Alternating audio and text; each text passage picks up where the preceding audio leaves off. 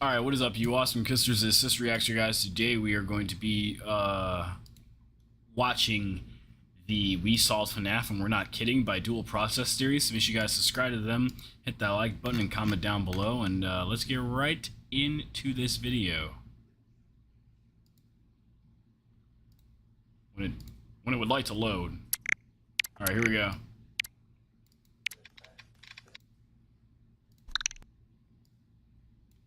I said to him, Orville, not every story has to have significance, you know?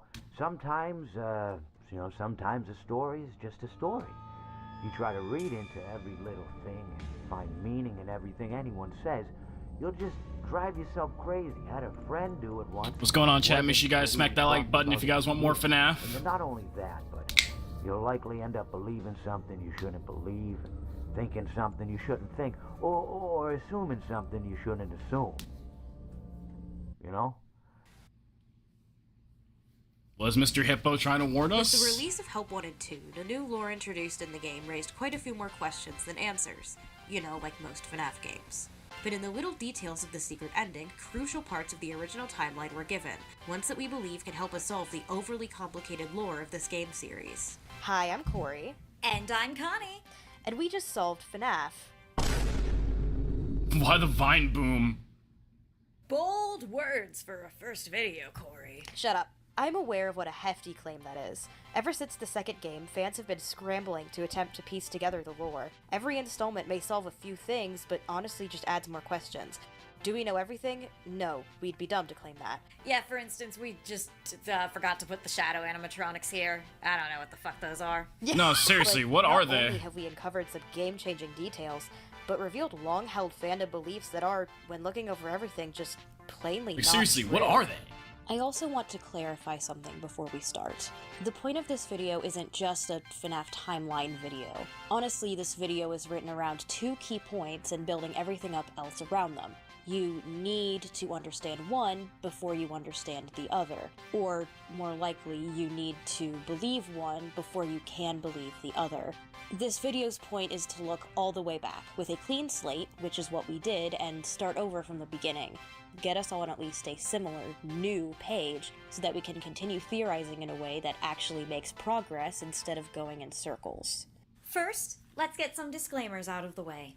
I wonder if they're like the first VTubers for FNAF, and holy shit. It's kind of crazy how theorists have to do this so people don't get mad. Everything we say here is indeed our speculation. We have provided evidence that we believe proves our point, but of course nothing is confirmed. Yeah, they just gotta write stuff like that so people know a theory is a theory. That's actually wild. And number 7, we will be cussing in this video. We're not sorry. Fuck shit. So, insanely long preamble. For an insanely long essay, our written form is 50 pages long. Yeah, and that's on you for Damn. adding bibliography. Let's begin. Part 1, the Afton family and the beginning tragedy. To begin with, first we must question when exactly Fazbear Entertainment became a corporation. Prior to the release of Security Breach, most fans presumed it began in the 1970s or 80s with the original Fredbear's Family Diner. However, one of the collectibles in Security Breach is a poster for the wonderful Fredbear's Singin' Show.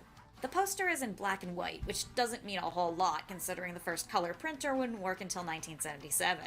So this only places the beginning of Freddy's at before the 80s.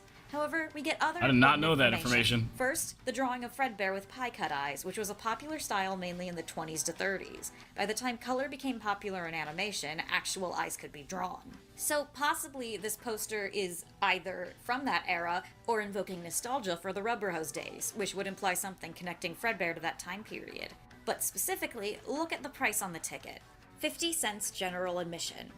When tracking ticket prices, we know that adult 50 admission cents is for carnivals wild. jumped up to $1 a ticket by the 1950s. In comparison, many carnival tickets from the 40s, including the 1939 to 40 World's Fair, which was less a carnival and more a showcase, but, you know, important place, sold for 50 cents. If we can narrow down this poster to any time period, we can quickly narrow it down to the 1940s.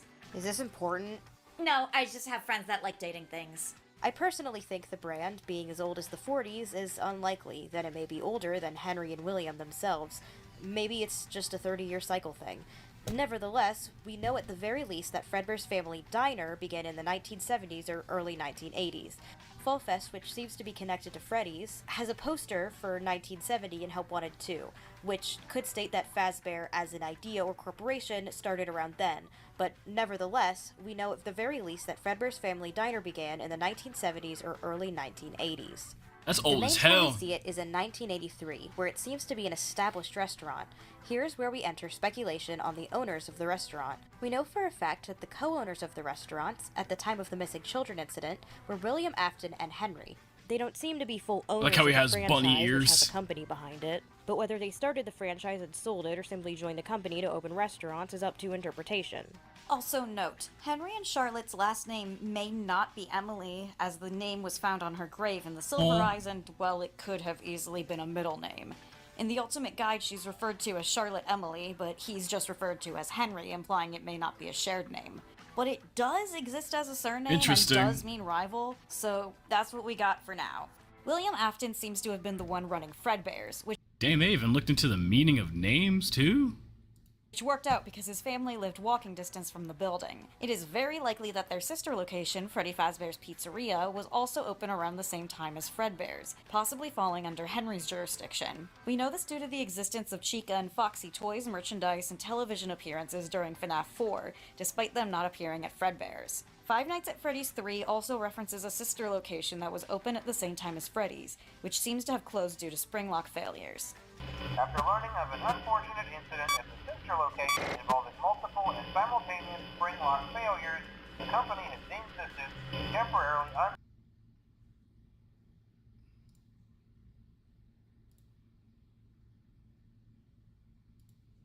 Sorry, it looks like I just had a little lag out. I'm just gonna fix that right quick. Okay. unsafe for employees. We know for a fact that the main four characters had at least been established by that By the way, make sure y'all smack that like button if you are Five Nighting your Freddy's while watching this. point. What do I mean by that? I don't know. Freddy, Bonnie, Chica, Foxy. Fredbear and Spring Bonnie were also established and merchandised with the others, as we see separate Fredbear and Freddy plushies in the crying child's room, and a little kid with a Spring Bonnie finger trap in the cutscenes, who could be Charlie? Yo, That's singing not guy, what's important. up in the chat? No matter when Fredbear's was established, we know that the Freddy Fazbear specific brand began in 1983. Due to novelty coins you can find, so there's that. While William seems to have handled mainly business and entertainment, Henry, meanwhile, is confirmed to have been the technician within the franchise, as he later refers to the suits as my creations. This is supported in the Silver Eyes, in which Henry is stated to be the creator of all Freddy's suits, including both the endo and exoskeletons, as well as the Springlock variants. The Springlock Interesting. suits, as any FNAF fan will tell you, are very important to understand. When creating the animatronics for their restaurants, William and Henry decided to create suits that could function as both animatronics and costumes. Ones that could Which was perform pretty on stupid stage in with robotic hindsight, movements, especially but with the could death also be trap worn they as are. outfits to mingle safely with guests. Thus, the Springlock suits. With a hand crank, the inner machinery was wound back and held against the edges of the suit with the Springlock mechanisms, leaving room for a human to fit inside. Unfortunately, however, the Springlocks were unreliable, to say the least.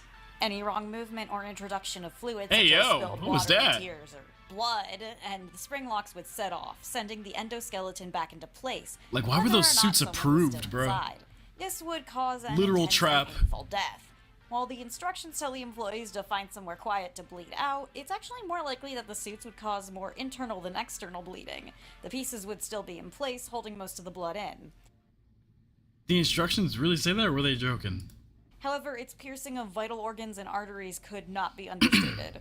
It would be a long and painful death, and the owners knew this. As stated previously, it was in the instructions to find a safe place to bleed out rather than frighten guests. In the Silver Eyes, there is a given possibility of surviving a spring locking, as William is stated to have done so, but there isn't any mention of this in the game's universe.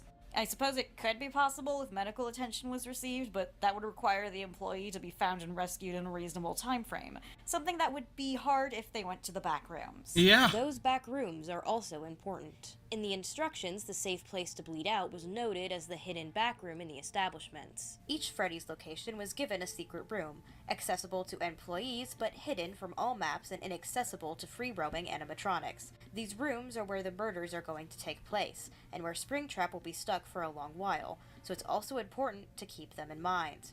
A lot of this is pretty dangerous, honestly. The back rooms were supposedly made for staff breaks, but anyone could see why a hidden room off map would be a dangerous thing to make. And the spring locks? Damn. I think here we should really just consider that William and Henry were adrenaline junkies. Or at the very least, a bit careless with safety until later events. I mean, it was the 80s. It was the 80s. Yeah, we all know how safe everyone was being then. Guess not. Not at all.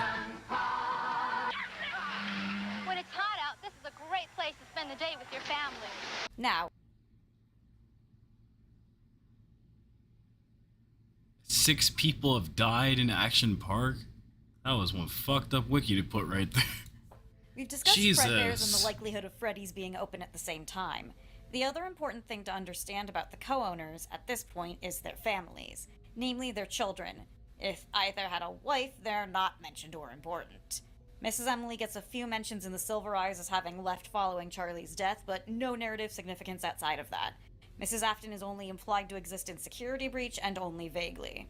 Henry Emily's kid is easy. Her name is Charlotte Emily, referred to as Charlie in the novels. The novels also reference a twin named Sammy, but like Mrs. Emily, he has no lore relevance outside of being a retconned red herring as to who Henry's dead kid is, and there isn't a single implication of his existence in any other universe. The novels also give Charlotte's age, though it's inconsistent by book. In the first book, she states she was 7 in 1985, which would put her birth at 1978. The fourth closet's gravestone puts her birth in 1980 and her death in 1983. The poppet for Charlie in Help Wanted 2 is also unlocked via a 1983 code, although that may not be a reference to her death year and may just be a reference to the original sister location Easter egg. Either way, we know that at the time of her death, she was incredibly young. Afton tends to grab kids that are under 10 years old. And Afton's got his own family, too. William Afton has 3 known children, Michael, Elizabeth, and the third one who is known in the fanbase as the Crying Child. Now, The one I'm that gonna cries be all the real. time. We believe we have been told the Crying Child's name, and once we get to that part of the video, we will refer to them as such. Until we get there, though, we'll be initializing him as CC. Michael is definitely the oldest and seems to be in his tweens or early teens by around FNAF 4, which would place his birth around Drake 1970. activities. As for the other two, Said we somebody don't in have the specific chat. years or ages. However, I do believe that CC is actually older than Elizabeth, contrary to fandom belief. The only hint towards her existence in FNAF 4 is when you can walk into her room, upon which her only toy is a broken Mangle. FNAF 2 states that Mangle was created with toddlers in mind, and the toddlers are the ones who take him apart, which implies to me that Elizabeth is a toddler messed in up. 1983. This would explain her absence from the plot. She's at daycare or with her parents, or simply too young to be participating in any events. Another long debate in the fanbase is which child died first. We know Michael died last, but the other 3 are up in the air. To be honest, it seems very likely that of the 3 left, Charlie, Cece, Elizabeth died last. Firstly because, as mentioned, she was likely a toddler in 1983 and would need to age up a little more. We also know for certain, due to the blueprints of the Fun Times, that each robot was made with child luring and kidnapping in mind, and the scooper was made to remove Remnant, which Afton would have no idea about until he started experimenting with possession. This puts Elizabeth solidly behind the other 2. As for Charlie and CC, it's been debated on whether Charlie was killed in William's grief over CC, or if CC was traumatized by Charlie's death. I believe that in Help Wanted 2 and FNAF 6, we are He given does the look pretty information that traumatized. CC dies first. The Help Wanted 2 information we'll get to when we get to it, but as for FNAF 6... Midnight Motorist is a very controversial minigame, but with multiple clues pointing to it, it really seems like this is about William Afton. His change in color is likely to differentiate him from the previous game's Michael sprite, At the time of Sister Location's release, confusion on whether Michael was the purple guy or just a purple guy was at an all-time high. I definitely remember that. Just because of the voice he had. Good against a black background. The secret minigame featured within Midnight Motorist is labeled in the files as Later That Night. Considering the look of the car and the rain texture, it's very, very likely to be referring to Charlotte's death. It's later on the night Charlotte died, after William drove away, but while it was still raining. The story shows him drunk driving to a place called Junior's that won't let him in, likely a bar that's keeping him from getting more drunk. The biggest proof of this is the guy standing outside, kicking him out. Pretty likely a bouncer. He has the power to keep him out and is already standing outside. The important part we need to discuss here is Junior's. Bro's too violent. Because it establishes that later the night Charlotte died, Fredbear's has been closed. The path between Junior's and the driver's house is the same Hey, as the path Righto's between mentioned. Fredbear's and the Crying Child's. If Afton is the driver, that makes Junior's the new building occupying what used to be Fredbear's. Junior's was Fredbear's, closed down and turned into a bar. FNAF 2 establishes that Fredbear's was the first location. We're gonna try to contact the original restaurant owner. I think the name of the place was Fredbear's Family Diner or something like that. This means that Charlotte died at Freddy's and not Fredbear's, like in the books, which can be backed up by Freddy being the animatronic serving cake in FNAF 2 and not Fredbear. But it also means that if Fredbear's is closed, the bite has already happened. The Crying Child was bitten at Fredbear's, and Fredbear's is closed by the time Charlotte died, meaning the Crying Child has to be bitten first. And thus, the tragedy of the Afton family begins with Cece's trauma surrounding the animatronics. It has never been directly stated why exactly he fears them, though it should be noted that he seems to only fear the robots and not the characters themselves. After all, the plush animals are his friends. Yeah, he had a good reason to, especially his Fredbear in the plush, end. which talks to and comforts him. He's here, he's there, he's Matt Pat everywhere. mentioned. Who you gonna call? Psychic friend Fredbear. It's all but confirmed that Fredbear has his father's voice, as we see a similar Fredbear plush with a walkie-talkie in Afton's headed bunker, and his final words to CC, "Let me put you back together," mirror what Michael says his father requested he do with Elizabeth. I put her back together, just like you asked me to. Also note that the walkie-talkie near a Fredbear plush in the Sister Location secret room implies that the bunker was active and in use during 1983, whatever the hell that means. Yeah. Why William is using a bear to communicate with him and not just talking to his kids directly is still a mystery for the ages. Yeah, the mind of a Still doesn't child explain murder the is question a we just brought up. little Why is CC afraid of the animatronics? little weird. Originally, the hint given to the fanbase was what is seen in the shadows is easily misunderstood in the mind of a child, and many interpreted this as him seeing someone getting into a Freddy's costume and becoming terrified of what that can mean. I believe we have a different answer, one that was given in the game, either intentionally or not. In Night 4's minigame, we see that someone, presumably Michael, though it's never stated, has a locked Crying Child in a room filled with robot parts. This alone could cause a child trauma, surrounded by disconnected limbs, staring eyes, and torn wires. However, special attention should be given to the Fredbear suit. Its head is gone, and something is sticking out of its neck. While those could I very still well think be that's 8-bit wires. I don't think so. We don't see any No matter wires what connecting theorists the head say, I to the think that's body when the wires. purple guy puts the suit on the guy in the background. Instead, to me, these sprites resemble brunette human hair. It's too blurry. What did she just say? Instead, to me, it's connecting the head to the body when purple guy puts the suit on the guy in the background. Instead, to me, these sprites resemble Could be a failed suit brunette then, human like a hair. failed animatronic It's suit. too blurry to tell for sure, but that brings up a question. Is the Crying Child locked in a regular parts and service room or inside Fredbear's secret back room?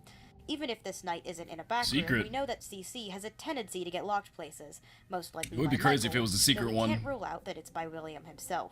Members of the Afton family would most likely know where the back rooms were, and the back rooms were where the employees were told to go in order to bleed out and die. If the Crying Child was locked in there, only to witness someone enter in a suit, start twitching and bleeding out, and then die in front of him, yeah, that would sure traumatize the kid, perhaps in a way he couldn't explain to others. After all, you're, Nose is itchy. what, 4 to 8 years old? How do you first of all put together what happened in front of you and then verbalize such a thing? No wonder he's sobbing all the time. We also know from FNAF 3 that the Springlock suits were decommissioned following multiple simultaneous failures. After learning of an unfortunate incident at the sister location involving multiple and simultaneous spring lock failures. Multiple and We do not see him in simultaneous. action following the bite of 83, save for the obvious MCI, but even then, the phone guy refers to it as a yellow suit from the backrooms at that point, meaning it's not in casual usage.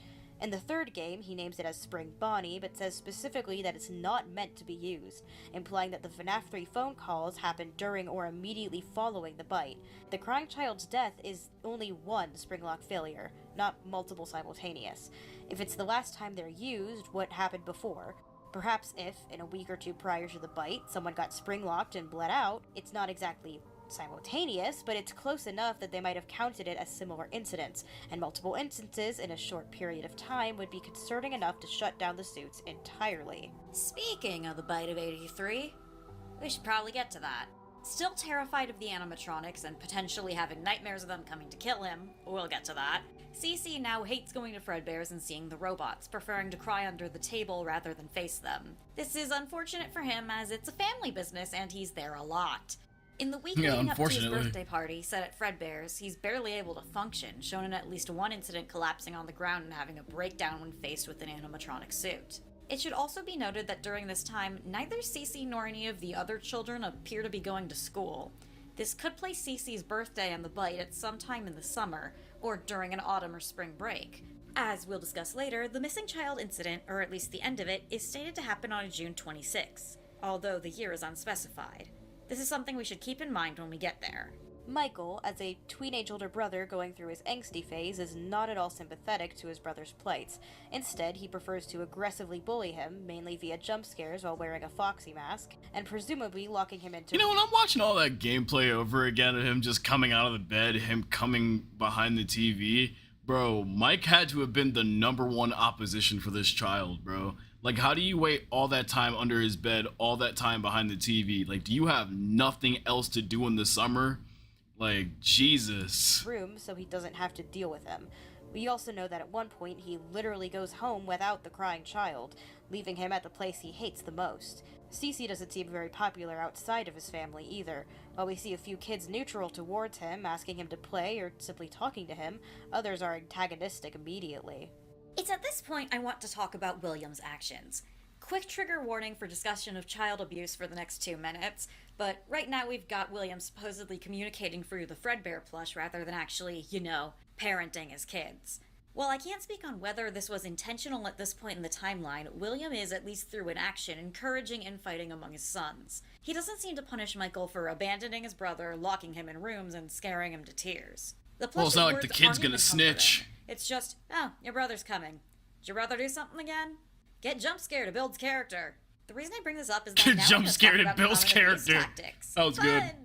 When an abuser has multiple victims, it's a very common tactic to turn them against each other. This is because simply, if the victims are fighting against each other, they don't have the time or energy to fight the actual problem, which is, of course, the abuser themselves. This can be seen in either forcing the victims to compete for affection and good treatment, convincing each party that the others are the enemy, all that jazz. And once again, it may not be intentional. Not every abuser goes around saying, I think today I'm gonna gaslight my wife. But when an abuser has control, and they want to keep it, they will do whatever it takes. Whether or not William was an abusive father prior to the bite of 83 is unknown, but it is something we should consider. Presuming he is the driver in Midnight Motorist, we know he later falls into abusive tactics, implying physical abuse, at the very least verbal. He does nothing to comfort Cece, and does nothing to solve the root of the issue, which is Michael's behavior, which could also easily be read as a cry for help. Many abused children, not understanding why they feel the way they do, take out their anger and frustration on others, because they can't or won't do so to their abusers. Michael's actions could be a dumb teenager phase, or mirroring actions that have been done to him. It should also be noted that if William was abusive prior to the bite of 83, this does not exclude him from loving his children, or at least thinking he does. As hard as it is to understand, many abusers do believe that they love their victims. They do not or cannot process the fact that their actions are causing their victims pain, and that their love is a desperate desire for control. That they see their victims as possessions rather than people. And with William's User major control freak psychology is issues, crazy. this would be an easy trap for him to fall into, even without trying. And What I'm trigger hearing. warning. Whatever the reason, Michael's bullying escalates until Cece's actual birthday party. With several of his other friends, all in Freddy's themed masks, the tweens surround the crying boy and decide to prank him by pushing him to give Fredbear a kiss. Okay, I thought they were being funny when they said it at first, but now I need to search up what the hell is a tween. Is that a new terminology? A tween, a youngster between 10 and 12. Oh, so it's like a tween is like a kid becoming a teenager, and a teen is like 13 through 19. Okay. Cece is screaming and begging Hence for the them teens not to, at the end of but their... we see them cross Okay. the entire I see. restaurant, carrying him over to the stage and then shoving him in the mouth. And then the mouth bites down.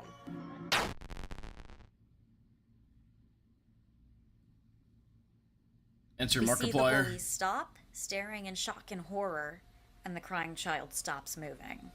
This is the infamous bite of 83. You know, in hindsight, what the hell were they expecting? You know, like, were they expecting him to just fall out? And then they're just gonna be like, hi, loser, he fell out the robot's mouth. Let's put him back in and have this process go on for like 15 minutes.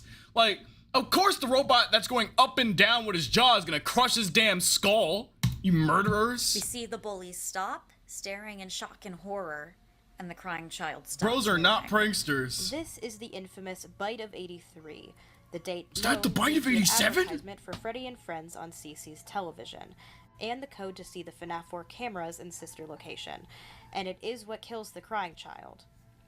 But not immediately. We know from the final cutscene that CC does not die right away. He slips into a coma where we hear Michael tearfully apologizing just out of his field of vision, while Fredbear/William promises to put him back together, before we hear a flatline. So at some point, CC was in a coma at a hospital, hence the flatlining. This can also be seen in Easter eggs during the FNAF 4 gameplay. On occasion, the bedside table will have a pill bottle, flowers, or just be replaced with an IV drip, implying that the gameplay is the nightmares that the child is having in his coma before he succumbs to his wounds. Possible. There are other interpretations we will get to later. The real question is, how long did this take? And more importantly, what happened between the bite and the death? Bro was in a coma for Well, 5 nights and died in his The missing nightmares. children incident. Huh. Huh. The missing child incident I wasn't forms the expecting him to say foundation that. of practically everything in Five Nights at Freddy's. It was canon even in the first game, where Cawthon wasn't even planning a story, let alone a decade-long lore-heavy franchise. Yet, much like many things in FNAF, information on it is scarce. First of all, the books give the year it occurs as 1985. However, in The Truth About the MCI, Bon Swooch makes a very good argument for the game incident Bon occurring Swooch? in 1983 instead, which would put it very close to the bite. The movie seems to put the incident in 87, but that may just be setting up date weirdness. Nevertheless, we have no canon year, only vaguely 80s. We do have a specific day and month, though. The first game tells us the story through rare, hard-to-spot newspaper clippings, which confirm the incident occurred at Freddy's and that there were 5 missing children. And it's confirmed by this point that after they were lured away, the killer stuffed their bodies into the animatronic suits. However, something that is not brought up enough is what else the newspapers tell us, specifically the first one. Kids vanish at local P's area. Bodies not found. 2 local children were reportedly lured into a back room during the late hours of operation at Freddy Fazbear's Pizza on the night of June 26th, while video surveillance identified the man responsible and led to his capture the following morning. The children themselves were never found, and are presumed dead. Police think that the suspect dressed as a company mascot to earn the children's trust. 3 things here that people don't bring up enough. 1. The end of the incident, at the least, occurred on a specific date, June 26th. 2. The final 2 MCI were killed together. And 3. We know they're the last 2 because someone was identified and arrested the following morning. The next newspaper then says that following this arrest, 5 children were eventually linked to the incident, and they have confirmation that a man dressed in a mascot costume to lure them to a back room. The newspaper also says that the man was charged and convicted. Specifically, the headline says, 5 children now reported missing, suspect convicted. We know that then Freddy's remained open for several years after, only to close when no buyers wanted to be associated with it. The last newspaper specifically refers to the MCI as the tragedy that took place there many years ago. We also know for a fact that Afton was the murderer. However, the question of whether he was the one arrested and convicted is a big one, because the answer to that has to be a no. He was active in the company by 1987 at the least, and still the manager and robot designer for the fun times. Feel like a convicted child murderer would get axed pretty quickly in the company. So someone was caught on camera, arrested, and convicted, but not William. We'll get to who we think it was in a moment. As for the Watch, children I think it's Henry. themselves, we know the names of 4 of the 5 children who disappeared. This is specifically through the 3rd and 6th games. In the 3rd game, the bad ending shows 5 animatronic heads positioned specifically, each with 1 glowing eye, with the exception of presumably Fazbear, who has 2. Upon completion of Pizzeria Simulator's Lorekeeper ending, we are given a shot of a graveyard on a sunny hill. The first 4 graves are positioned in an eerily similar way to the heads in the above shot, with the 5th obscured by grass, and the 6th high up on the hill above them. The names that can be seen are Gabriel, Fritz, Susie, and Jeremy. 2 of them were identified as missing children in the 4th closet, which released the following June, ironically, June 26th. Gabriel's name was confirmed in the later graphic novel adaptation. With additional information that Susie is Chica, which we'll get to in a minute, we can very easily place the tombstones along the heads and confirm that Gabriel possessed Freddy, Fritz possessed Foxy, Susie possessed Chica, and Jeremy possessed Bonnie. The 6th grave up on the hill is presumed to be Charlotte Emily's, as the blurry name seems to match in length and shape, and it matches her puppet characterization of watching over the other children in death. The other 2 missing children in the book series are a girl with long dark hair named Cassidy, and a young artsy boy named Michael Brooks. What's important to note there is that neither of them are named Jeremy. As Michael Brooks is confirmed as the novel's possessor of Golden Freddy, it seems likely that Cassidy replaced Jeremy as Bonnie's possessor in that universe. It should also be acknowledged that the writers of the novels, Cawthon and Breed Risley, would have known that the books take place in an alternate universe to the games by this point. Cawthon was of course in charge of the franchise, and apparently decided to write in... Now, I don't read the books a lot, and probably not after like the first few books were released. But what the hell is this? Like, what? Why is the what the hell is that? To the games by this point. Cawthon was of course in charge of the franchise, and apparently decided to write in Charlie as the puppet around then. I feel like these graves were part of the confirmation that they take place in separate universes, as if the 5th obscured grave was supposed to be Michael Brooks, that leaves out Cassidy, and if the 5th obscured grave is Cassidy, it leaves out Michael. It would have been very easy for Jeremy's grave to read Cassidy, but I really feel that adding in a different kid was a specific nudge that the novel MCI are different from the game's MCI. Just keep in mind going forward that while having 3 of the same missing children per universe pretty much gives us confirmation that the above picture is meant to represent those kids, the novels can't be used as a factual basis for all MCI information.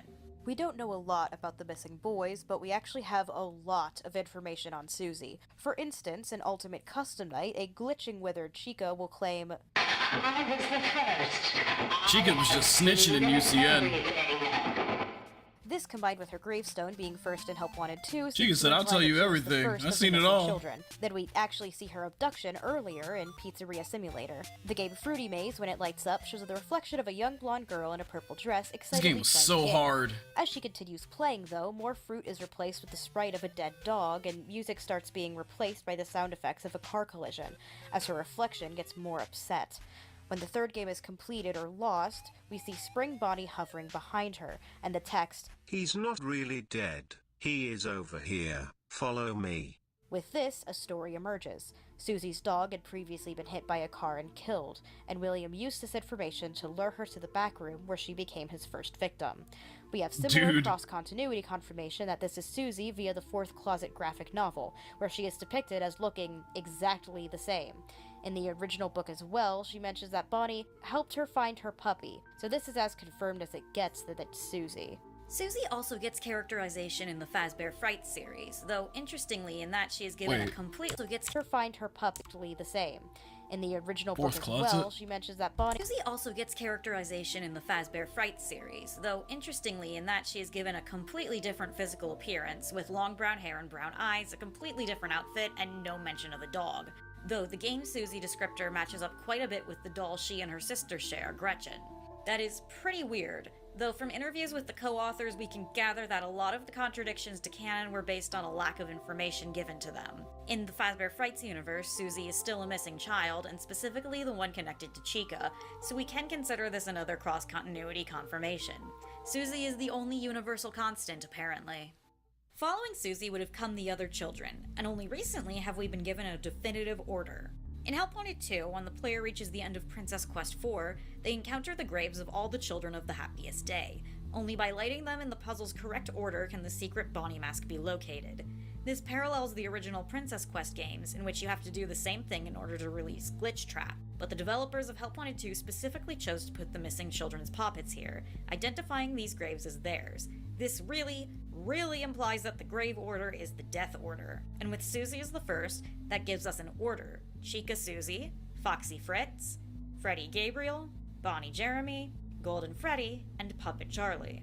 This surprised the fanbase a lot, because most of us had assumed that Charlotte had died before the missing children. Henry refers to William's kills as a wound first inflicted on me, and in the novel trilogy, Charlie dies 2 years before the MCI. But it looks like we were wrong the whole time. Or maybe it got retconned, who knows. Or maybe the puppet was... Or honestly, maybe it's just speaking from his POV. Like, I don't know, a wound first inflicted on me, it seems. I don't know. Always meant to be after the MCI, and the only retcon was that it was the game universe's Charlie. The latter would make sense, as Henry's kid's death in the novels is described completely differently, with the toddler being kidnapped from a linen closet by Spring Bonnie, rather than stabbed outside by a non-disguised William Afton. Sammy may not have ever been meant to be the puppet, just some random other dead kid.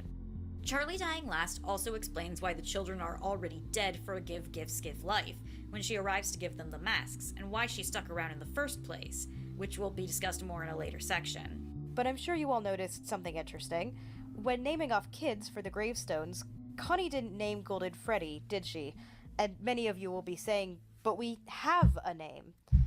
Let's take a look at the security logbook.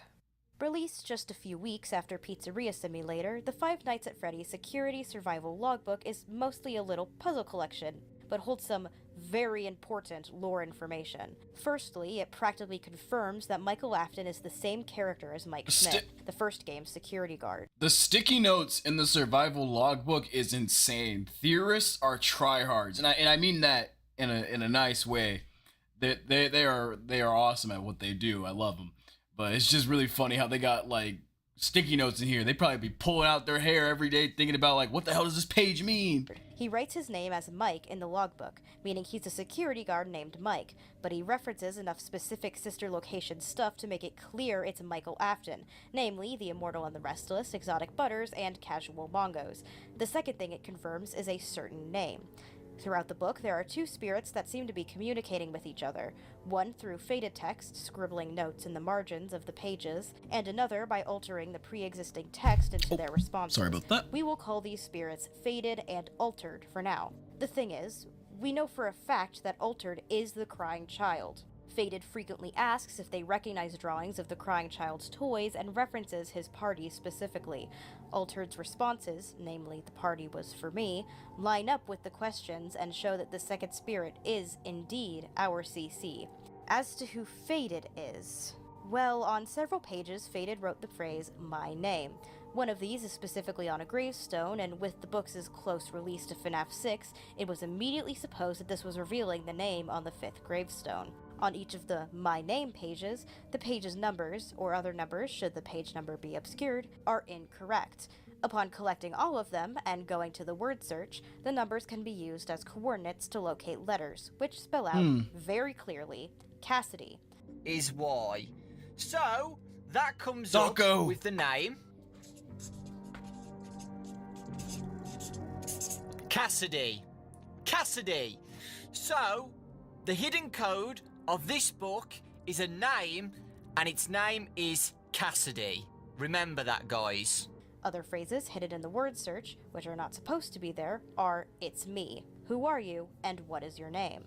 Very quickly, a conclusion was drawn by the entire fanbase, that being that Cassidy is the name of the 5th missing child, and the one stuffed into Golden Freddy. But in talking to the crying child, we also have more information on them. Can we that please changes kill your everything dad? About this kid. One of the specific things that the crying child says is, "I can't see," which brought to attention the Fazbear Frights books, though those released 2 years later, but I digress. Within these books, there's a continuing story at the end of each novel referred to as the CistReactZ Stingers, in which a possessed animatronic is causing destruction wherever it goes.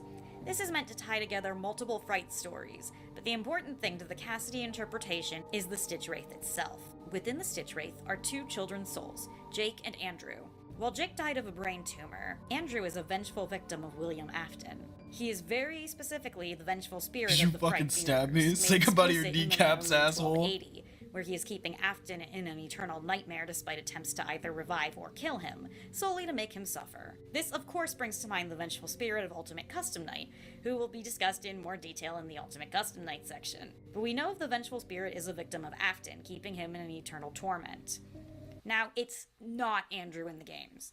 While I know this is controversial in the fanbase, it's pretty clear that several Fright stories take place in an alternate universe, and the CistReactZ Stingers are some of them. Namely, just because of 2 little things. Into the Pit and the Man in Room 1280. Into the Pit establishes that the MCI victims were never missing, but found pretty easily. While you might think Oswald seeing the kids all propped up with party hats was just for dramatic effect, it's confirmed in the final story Year of the Band that this was intended to be the actual way the kids were found. In the games, rather famously, the missing children are missing, their bodies never located. Certainly not in such a gruesome scene. Meanwhile, the man in room 1280 is dying from burns.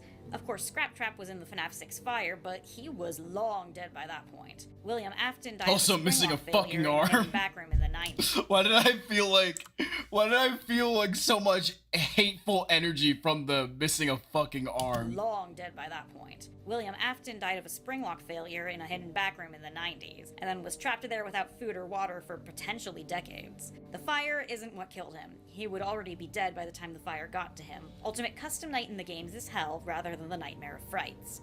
Right, sorry, Cassidy. So, having these 2 specific souls in one spirit causing problems on accident across the series has several parallels to Fated and Altered's conversations in the book. Specifically CC's I Can't See, as specifically Andrew cannot see while Jake can. Meanwhile, Andrew is more in control of the endoskeleton's power supply. If, say, there were 2 spirits in Fredbear, then CC could be the one who couldn't see but was more in control of the suit, and that line could point directly to that interpretation. Though it should be mentioned that they have these specific movesets because Jake possesses the Wraith's mask and Andrew the battery, and I'm not sure how that would work if 2 kids were both possessing the same entire body, but well, anyway. The 5th missing kid is definitely in Golden Freddy. We see this in Give Gifts, Give Life and Happiest Day. But if CC is in there too, they'd have to be stuck together. Thus it would work like Andrew and Jake's possession of the CistReactZ, with a difficulty maintaining control between it. It would also explain why Fredbear is so glitchy and mysterious. There's 2 confused souls in one body. And why he's got 2 glowing eyes in FNAF 3. There's 2 souls in there instead of just 1. And with Andrew as the vengeful spirit interpretation, this also points to Cassidy being the vengeful spirit of the games' universe. If CC is Jake, then Cassidy is the Andrew parallel, and, well, UCN is very specific Golden Freddy imagery, mainly in the final cutscene unlocked after completing 50/20 mode, where a non-withered Golden Freddy can be seen twitching in a black void, interpreted by the fanbase to show the vengeful spirit as inside Fredbear. The twitching Fredbear is what Afton sees when he faces the one he shouldn't have killed. That would make Cassidy the vengeful spirit, angry on behalf of her fellow victims as well as herself. She is the one holding Afton in hell, and possibly the one who has to go back to stop the Mimic in the second arc, though that's very debatable. The Princess and Princess quest was labeled in the files as Cassidy, but this was later changed after being noticed. With other important file names being kept, such as Charlie Door, this seems to imply that it was never supposed to be viewed or wasn't meant to be a clue. Or, well, it's possible the princess represents Cassie, but that's a whole different ballgame. The thing is, well, this all brings up a certain question.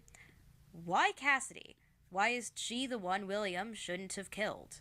'Cause, he shouldn't have killed anyone, just in a general sense. So obviously the title isn't referring to morality, but to the fact that this victim was one who was inevitably going to come back and kick his ass. And not to sound like Mystic Hippo here, but what makes Cassidy so special? Some people infer from the Toy Chica cutscenes of UCN that her death was the last and therefore the most brutal, as Toy Chica's last kill is stated to be worse than the others. But that honestly doesn't make sense to me. The more violent a kill, the more vengeful you are? Is that the logic we're working with? It's not exactly how it works. True, she could just be a more justice-oriented child than the others, but even then, what purpose does this serve narratively?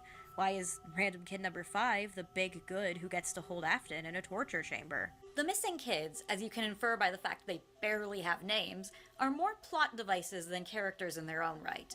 Which is fine. Sometimes in writing you just gotta focus more on other stuff than characters whose purpose is to be there and die. But then why is the 5th one so important? So important that she's the one stopping our big bad. So important that she gets to haunt alongside Cece and communicate with him in the logbook. And that's where we get to the big question. The one that Corey asked me the night I did my own read-through of the security logbook. One that changed everything. Is the logbook telling us that Cassidy is communicating with the crying child, or that Cassidy is the crying child? Newsflash, asshole! I've been Cassidy. the entire goddamn time! Jesus. Alright, time to get mauled by the entire fan base. The floor is yours. Thank you, thank you. Stick with us. This is groundbreaking, I promise. The Cassidy we just discussed for minutes show on screen 6 fucking is minutes. not canon. I think a lot of us have forgotten this, but all of the above is speculation. She may be the spirit talking to Crying Child. She may be a parallel to Andrew. She may be the Golden Freddy Kid. She may be the vengeful spirit. None of that is ever spelled out in canon. To be fair, very little is. For instance, we don't actually have textual confirmation that the crying child is an Afton. We just have to assume from his connections to Michael, Afton's connections to the FNAF 4 house, and the Security Breach family of staff bots. Staffton bots. But the thing with Cassidy? Somebody said, what did I miss? We're learning the child's, or I guess one of 2 children's names in Golden Freddy. The crying child from FNAF's name, to be specific. I think I already said it, but my brain's distracted by all this information that's going into it. Little girl is not the vengeful spirit. She is not Fredbear's possessor. She's not even one of the missing children. The vengeful spirit, as will be discussed later, is someone else, and Fredbear's possessor, and the last missing child, is the crying child, Cassidy Afton. And you might be wondering, but he didn't go missing, he died? We'll get there. Let's look again at that logbook code. Yes, the hints on each page are from Faded's writing of my name. This led us all to believe that the name in the word search was, well, Faded's name. But Faded didn't make that code. Altered did. The coordinates are given via altered numbers, with the last couple being provided by Michael Afton himself, as we can tell with his red pen. And the word search is all altered text. The name is found through altered text, and the other hidden messages, it's me, who are you, what is your name, are altered. None of it is in Faded's writing. Faded does write on the next page over, and that would be a great opportunity for the authors to establish that this is Faded's name, but they don't. Faded instead writes, underneath a mirror, what do you see? Faded asks on that page, when you look in a mirror, what do you see? And Altered responds, it's me, Cassidy. But, you say, Cassidy was a different character in the books. She was a little girl. Yes, she was. And you know who else was in the missing child incident and in the novels? A boy named Michael. Michael Brooks, who isn't canon to the games either.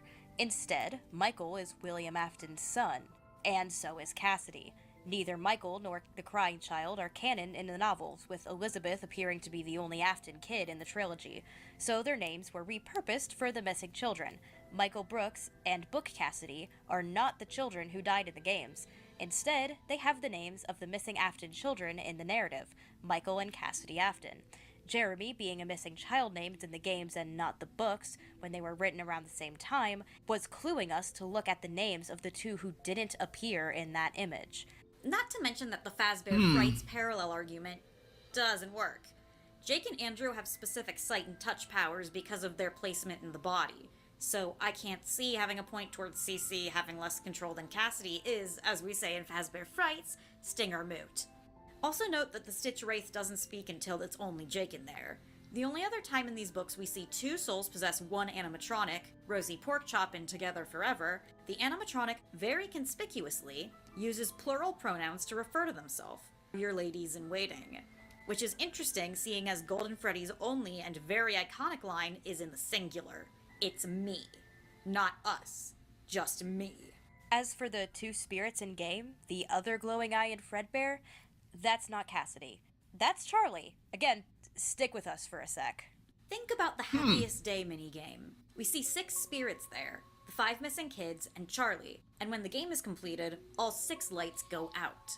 Most people explain away the second Golden Freddy kid not being in Happiest Day by saying Cassidy is already torturing Afton in hell. But that means her soul hasn't moved on like the others have. So if her soul hasn't moved on, why does her light go out? The lights going out symbolizes them moving on. It's because she's not the 6th spirit. Instead, it's Charlie, the 6th person here, who moves on only after she's sure all of the other children have too. And why is she represented by a light in Fredbear's eye? Really interestingly, in FNAF 6, when the puppet is finally trapped within an animatronic, it's within a Freddy animatronic with one visible eye, one golden eye, named after the left eye that is visible. Charlie is the left eye of that FNAF 3 cutscene. This is also reflected on her grave on the hill, being placed behind the other children and up to the left. The 6 spirits in Happiest Day were always the 4 missing children, Charlie and Cassidy Afton. The glowing eye is the only hint in the games of 2 spirits in Fredbear. If it's supposed to represent CC and Cassidy, why are there no hints towards 2 Fredbear souls literally anywhere? Hellpointed 2 really kicked off this interpretation in our minds. They have 6 graves, 6 poppets, and 6 Voltron figures. They could easily have had the Fredbear figure split in half, or 2 Fredbear poppets, or something like that, but they didn't. Because there's only one Fredbear spirit. This, of course, brings up the question of who Fated Text is. If Altered is Crying Child and Crying Child is Cassidy, who's Fated? It isn't Michael, he writes in red pen, and given that he provides 2 of the coordinates, it's safe to assume he was aware of the spirits trying to communicate, making him a third party. Also implies that he recognized the second spirit was trying to spell out his name and was trying to help him remember it. The Fated Text then has to be someone who knows the Crying Child. First of all, think about it. When does Mike fill out the logbook? He's definitely the security guard for the first game and the 6th, with the others a bit more up in the air. All we know is this book takes place after Sister Location, since he references it. And if entered as the Molten MCI, that would place this logbook also after the first game, because assuming the pieces of the original animatronics were in the fun times, see Henry's He Took Everything From Them Again, then FNAF has to take place before Sister Location. Now, Immense Andrew brings up in the survival logbook is still important, and it changes FNAF 3, that this book could very well take place during the 3rd game and might be revealing Michael as the Night Guard. It shows basically the biggest evidence we have on that theory, with Fazbear Frights' office being illustrated in the book with Foxy as the Night Guard. The more modern lingo also implies that this is a more modern book, which would put it in the timeline of 3 or 6.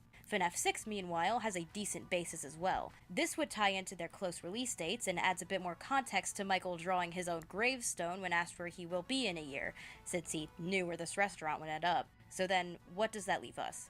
With the candidates we have for Fated, we're pretty sure that this book takes place in FNAF 3. The Fated Text is most likely Charlie, trying to prompt Cassidy to remember himself for the Happiest Day. If it takes place in FNAF 6, then it's probably William, who was trapped inside of Scrap Trap. Because in FNAF 6, Scrap Trap is no longer just Spring Bonnie. As pointed out by Stormmister in his video, I Found a Reason for Afton to Look So Weird, the muzzle and feet of Scrap Trap are not Spring Bonnies. Rather, they are Golden Freddy's. Stormmister points out it's very likely that these pieces were picked firstly to repair himself following the fire, but secondly, possibly, in hopes of taking away the animatronic mode's programming that makes him leave to follow audio cues, to give himself control back of his own body. It appears that after the FNAF 3 fire, Scrap Trap pieced himself together with some of Fredbear's pieces.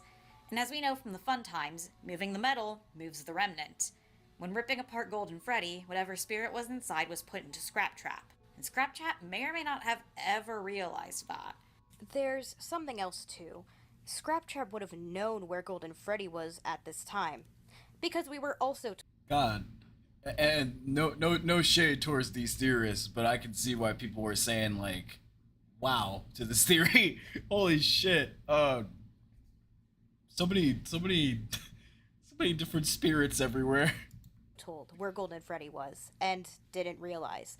In finding out where Golden Freddy was, we get more evidence that it did not hold a 5th missing child, but rather the soul of Crying Child only. Remember Night 4 of Sister Location? In it, we're trapped in a springlock suit by Circus Baby, who simply says it's from her old pizzeria and was never used, or at least, not in the way it was supposed to. Said springlock suit is never identified, but here's the thing. Sister Location happens right after Freddy's closes, and springlock suits were discontinued long before Freddy's closed. They were discontinued after those multiple simultaneous failures in 1983. Why would they build another one for Circus Babies? And if so, why only one? If springlock suits were coming back into fashion, why only make one springlock and not the others? And if it's an old suit, we know Fredbear's only had two mascots, Spring Bonnie and Fredbear. Right now, we have two specially designed suits that double as both animatronic and suit. They were the only springlock suits, and they were both used. But not at Circus Babies. If Elizabeth was a toddler when Fredbear's closed, she wouldn't remember those suits being in use, and Circus Baby herself barely has Elizabeth's memories at this point. Most of her consciousness is of what a robot itself saw. If Fredbear and Spring Bonnie were moved to Circus Babies, they wouldn't have been used, considering it closed day one after Baby scooped Elizabeth. They'd also be old suits, having been collecting dust for a few years now, so she wouldn't think they'd been used at all. At least, not in the way they were supposed to. In Help Wanted, we see 4 Endo-01 skeletons in the furnace, leaning heavily towards the molten MCI theory, which is that Afton broke the original animatronics down, melted them into Remnant, and injected them into the Fun Times, which is why they're like that. But there's only 4 skeletons and no Golden Freddy suit, and no Spring Bonnie. He carted the original 4 over here, so why not them? They're not in the molten MCI, meaning we're in one of these 2 suits. And Spring Bonnie's suit can't be the one we're trapped in. When Afton crawls into it, it's just laying in an abandoned Freddy's back room. Doesn't look like it's been moved in a long time. Certainly not to Circus Babies, which only leaves one springlock suit we could be inside of. Yes, that's right. In Night 4 of Sister Location, Michael Afton is shoved into the same suit that he shoved his brother into. He is in the Fredbear suit. It's just big enough for one person to fit inside. But just barely. Look at the faceplate. Compare it to Golden Freddy. The hole for the smile could easily fit the animatronic's muzzle, and more importantly, the suit has no eyes, just holes, just like withered Golden Freddy, eyeless with an open smile as the jaw falls. Now even compare it to the trailer footage from Into the Pit. Look at the eye shape. It's the same mask. Girl, you have the same fucking face. Also, if you ask about the face opening up, the other animatronics do that too. The Fun Times aren't special. In an interview with Dawko, Scott Cawthon said something interesting about this suit. So, here's an interesting one, which I don't know if you're going to answer or not. So, in Night 4, when we're inside the suit, a lot of people wanted to know, whose suit is that? Whose suit is that? I'm afraid I'm not going to be able to answer that for you. That's fine. That's gonna have to remain a topic of discussion. If it was just a new animatronic, why not just say that? Because it's not. It's Golden Freddy, and knowing that would have spelled out one very important thing. If Michael was in Golden Freddy for Night 4, then there is no body in there. There is no missing child inside. We know for a fact the other 4 missing children are literally inside. Okay, now they're cooking right. Now the cook is starting to sizzle right here. Respective animatronics. The animatronics smell like death, they release blood and mucus. Their bodies were hidden there and never moved. So why would Fredbear be different? Because Fredbear was never meant for any random child. It was always meant for Cassidy Afton. Cassidy Afton was the 5th missing child. First, let's once again bring up the order of deaths in Help Wanted 2. Susie Chica, Fritz Foxy, Gabriel Freddy, Jeremy Bonnie, then Golden Freddy Kid, then Charlie. An argument can be made the crying child may have happened afterwards, as the Bonnie mask is found after the graves are all lit, but we must remember Midnight Motorist. The bite, which would have been represented by the mask in this interpretation, needs to happen before Charlie dies. CC isn't the mask, he's the plush. Something we have to remember right now is that the crying child doesn't immediately die from the bite. He's in the hospital for some time. He's alive long enough for Michael and William to talk to him, and for William to promise to put him back together.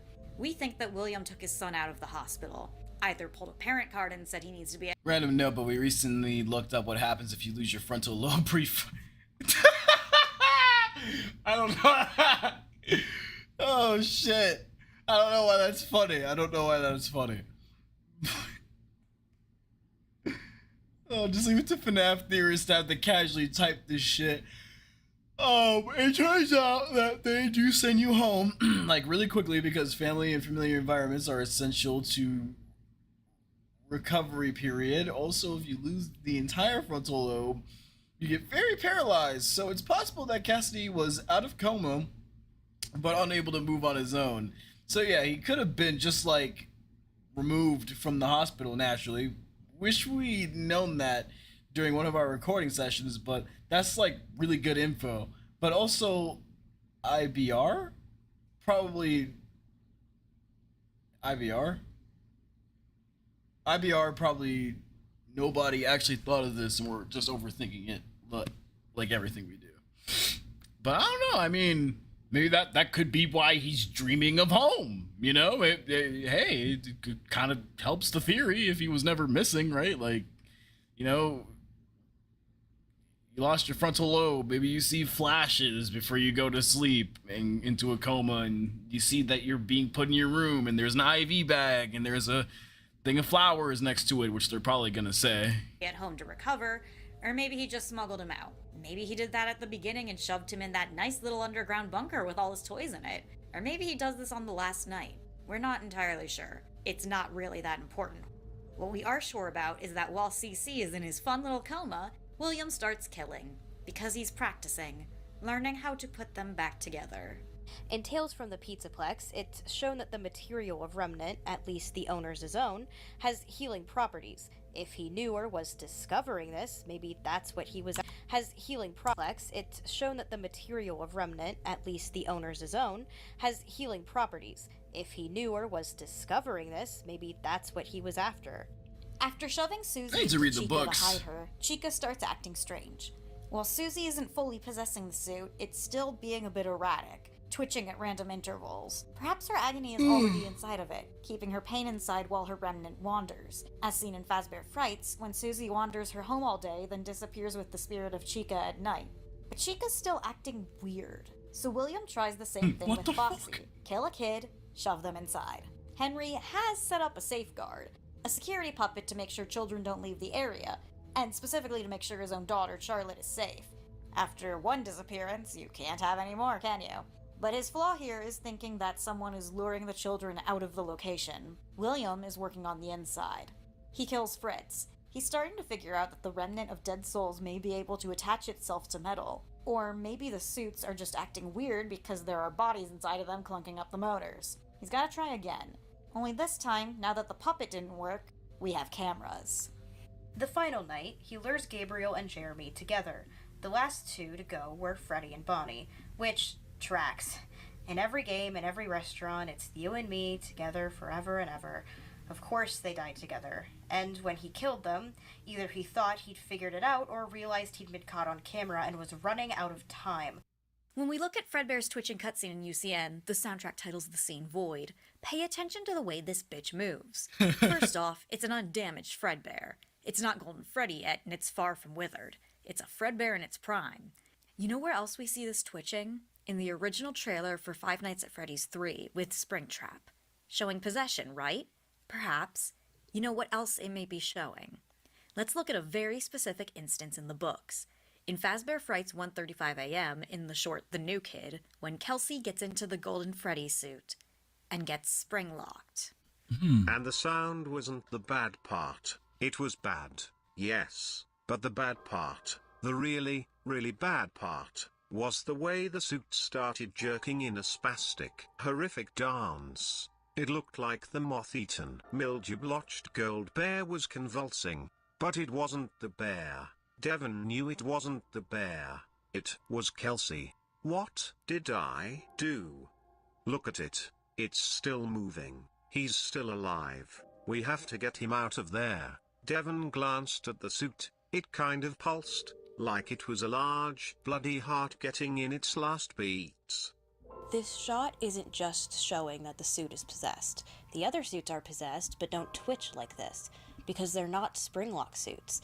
The same twitching can be seen in the film when William is in the back room, dying from his springlocking. This shot and the FNAF 3 shot are shots of someone being springlocked, and the void shot of Golden Freddy is Cassidy's springlocking. Cassidy was placed into the Golden Freddy suit, and whether intentionally or not, springlocked. This kid was taken off of his life support, put into his worst nightmare, and made to suffer one of the most horrific deaths imaginable. William watches Fredbear do this horrible twitching as Cassidy, whether awake or not, dies, and then the suit goes still. And when it doesn't move after long enough, William concludes that it didn't work. Which, oh shit, it, quote-unquote, didn't work. All of this was for nothing. But now he has a whole new problem. He can't just say Cassidy finally died in his coma. Look at his body. If it hadn't been completely ripped to actual shreds like in Together Forever, it's mangled beyond belief. Not a single person is going to look at that and think those were from the coma. Everyone's gonna know something's up, and considering at least one other person has been springlocked in the past, the wounds might be recognized. Henry would recognize the wounds and identify them. They see these wounds on Cassidy, they'll realize he was stuffed into a suit, and possibly begin to look into the others. William panics. He'll leave the other children where they are to rot in the suits, but not his son. Instead, he takes the body out. He removes Cassidy and puts his body in a box. To hide his failure, his horrible crimes, and to put his son somewhere he might be able to grab him should he actually figure out how to put him back together, he buries his son in an unmarked grave in the woods. The strange pile of dirt in Midnight Motorist.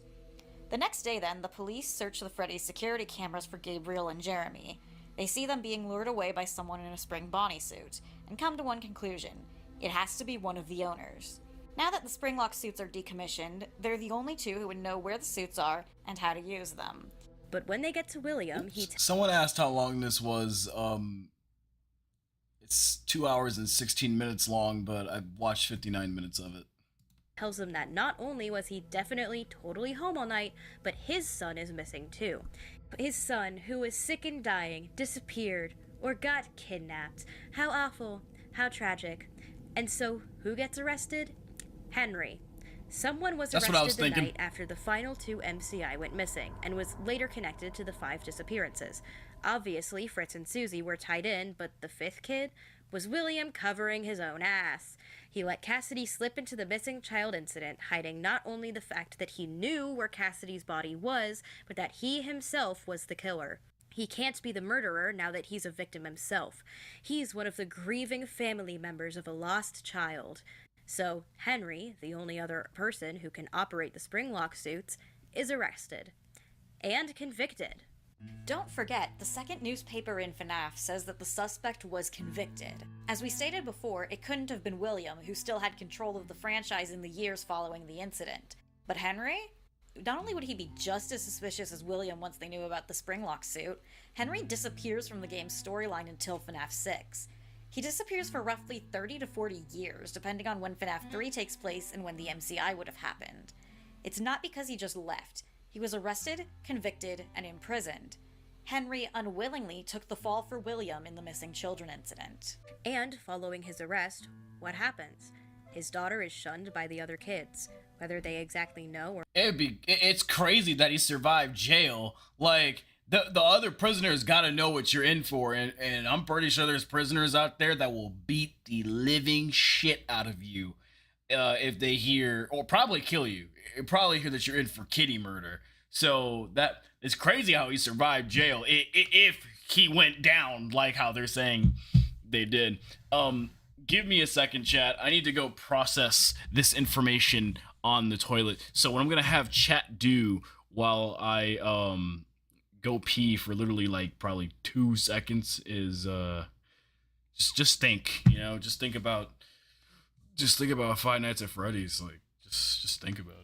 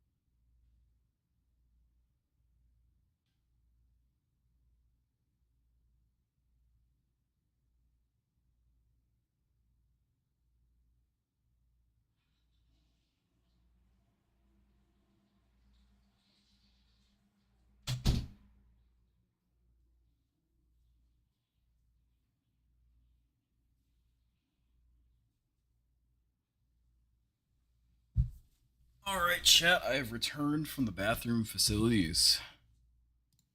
Or understand what's going on or not, they know her dad used to be in charge of the place and is now under police custody, and he's the reason all those other kids went missing.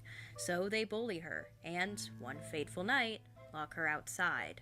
Now Henry is imprisoned, and can't be there for her. The security puppet is trapped in its box, and the kids lock Charlie outside, not wanting the killer's daughter at their party. Charlie, meanwhile, just wants to go back in. Then William drives up. William's drunk. He killed 4 children, and for nothing. Whatever he was trying, he ended up with a dead end, or at least 5 dead ends. He has to pretend that Cassidy is just missing and that he didn't bury him alone in the woods, that he didn't kill 4 children and let his business partner take the fall for him. Utah is a death penalty state. Henry will most likely be put on death row for this. And for what? For Cassidy to just die anyway. He drives up to Freddy's in his drunken stupor, and he sees Charlotte outside the building, locked out. His rage and anger at himself and at Henry, the man who built the animatronic that bit his son, takes over, and he does one final kill. He murders Charlotte Emily in the alley. He's not hiding her body, though. He doesn't care anymore. He just leaves her outside in the rain and drives home. In this, he may have saved his own ass once again. When Charlotte is inevitably found, she won't be chalked up to a victim of the same killer as the MCI. The death is completely different. She wasn't lured away, and her body was found. It'll be chalked up to a copycat or a vigilante hoping for vengeance on Henry. It won't prove Henry innocent. If it's a different killer, then they can't say we must have gotten the wrong guy, seeing his kids are still dying. Charlotte dies, and Henry is still in jail for it. Later that night, Afton drives home. He tries to see Michael, only to find Wait, what was the rationale? to... I need to hear the rationale again for why he wouldn't be innocent.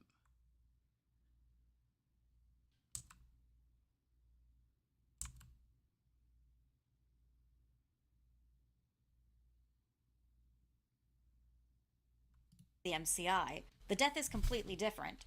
She wasn't lured away, and her body was found. It'll be chalked up to a copycat or a vigilante hoping for vengeance on Henry. It won't prove Henry innocent. If it's a different killer, then they can't say we must have gotten the wrong guy, seeing his kids are still dying. Charlotte dies, and Henry is still in jail for it. Later that night, yeah, that's pretty messed drives up. Home. He tries to see Michael, only to find he's escaped to that place. And what is that place? The gravesite. How Michael discovered the unmarked grave is unknown. Perhaps he saw on the night his dad buried it, sneaking after him when he stopped to grab a shovel. Maybe he saw his dad visit once and started to piece together what it was. Or maybe, just maybe, Cassidy was trying to show him. Unbeknownst to William, his plan had worked. Cassidy's soul was now tied to Golden Freddy, but it wasn't like the other souls. It was confused, volatile. Because the soul was separate from the body now. The body wasn't in Golden Freddy, it was buried in the woods.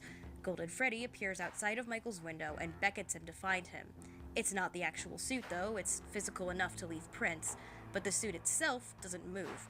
Think of the scene in the 2023 film where Golden Freddy's ghost is present enough to kill Aunt Jane, but also gets into the house without breaking the door if you notice. It vanishes like it's not a real suit, but sure hits like one. It can suddenly appear and disappear. In the same way, the game's Fazbear ghost works like this. It appears outside Michael's window in a somewhat stable function, while the actual suit is still sitting in a back room. Michael's starting to suspect that his dad may not be as innocent as he appears. He wonders why his father wasn't paying enough attention to Cassidy and how Cassidy got snatched. If he was, in a coma. If he's even connected to this at all. Then he starts seeing apparitions of Golden Freddy and starts following it. Maybe he knows it's a ghost, maybe he thinks it's a manifestation of his own guilt. But he follows it and goes to a place where his father was digging one night and tries to find his brother's grave. William is angry at Michael for going to the gravesite. If anyone sees him and figures out what he's doing, William's fucked. They'll know Cassidy is buried in the woods and not missing, and William's story will start to fall apart. William's caught Michael near the grave before, and he knows Michael suspects something is up.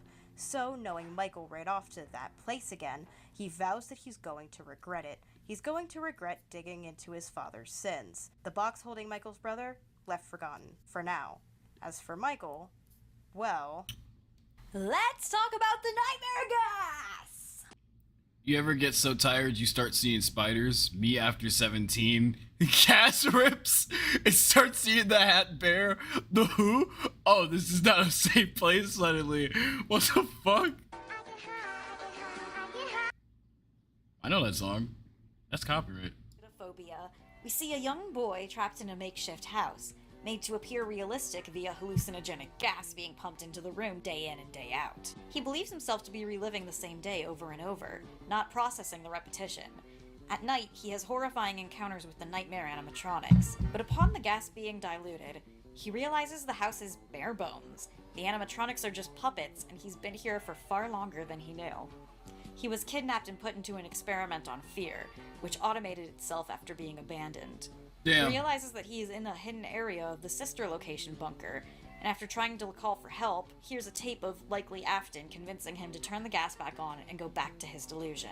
Is this true to the games? Possibly. If you look in sister location, there's tanks of unlabeled gas literally everywhere. There's at least 3 in every room. Pumping the place full of nightmare gas would explain quite a few things about it.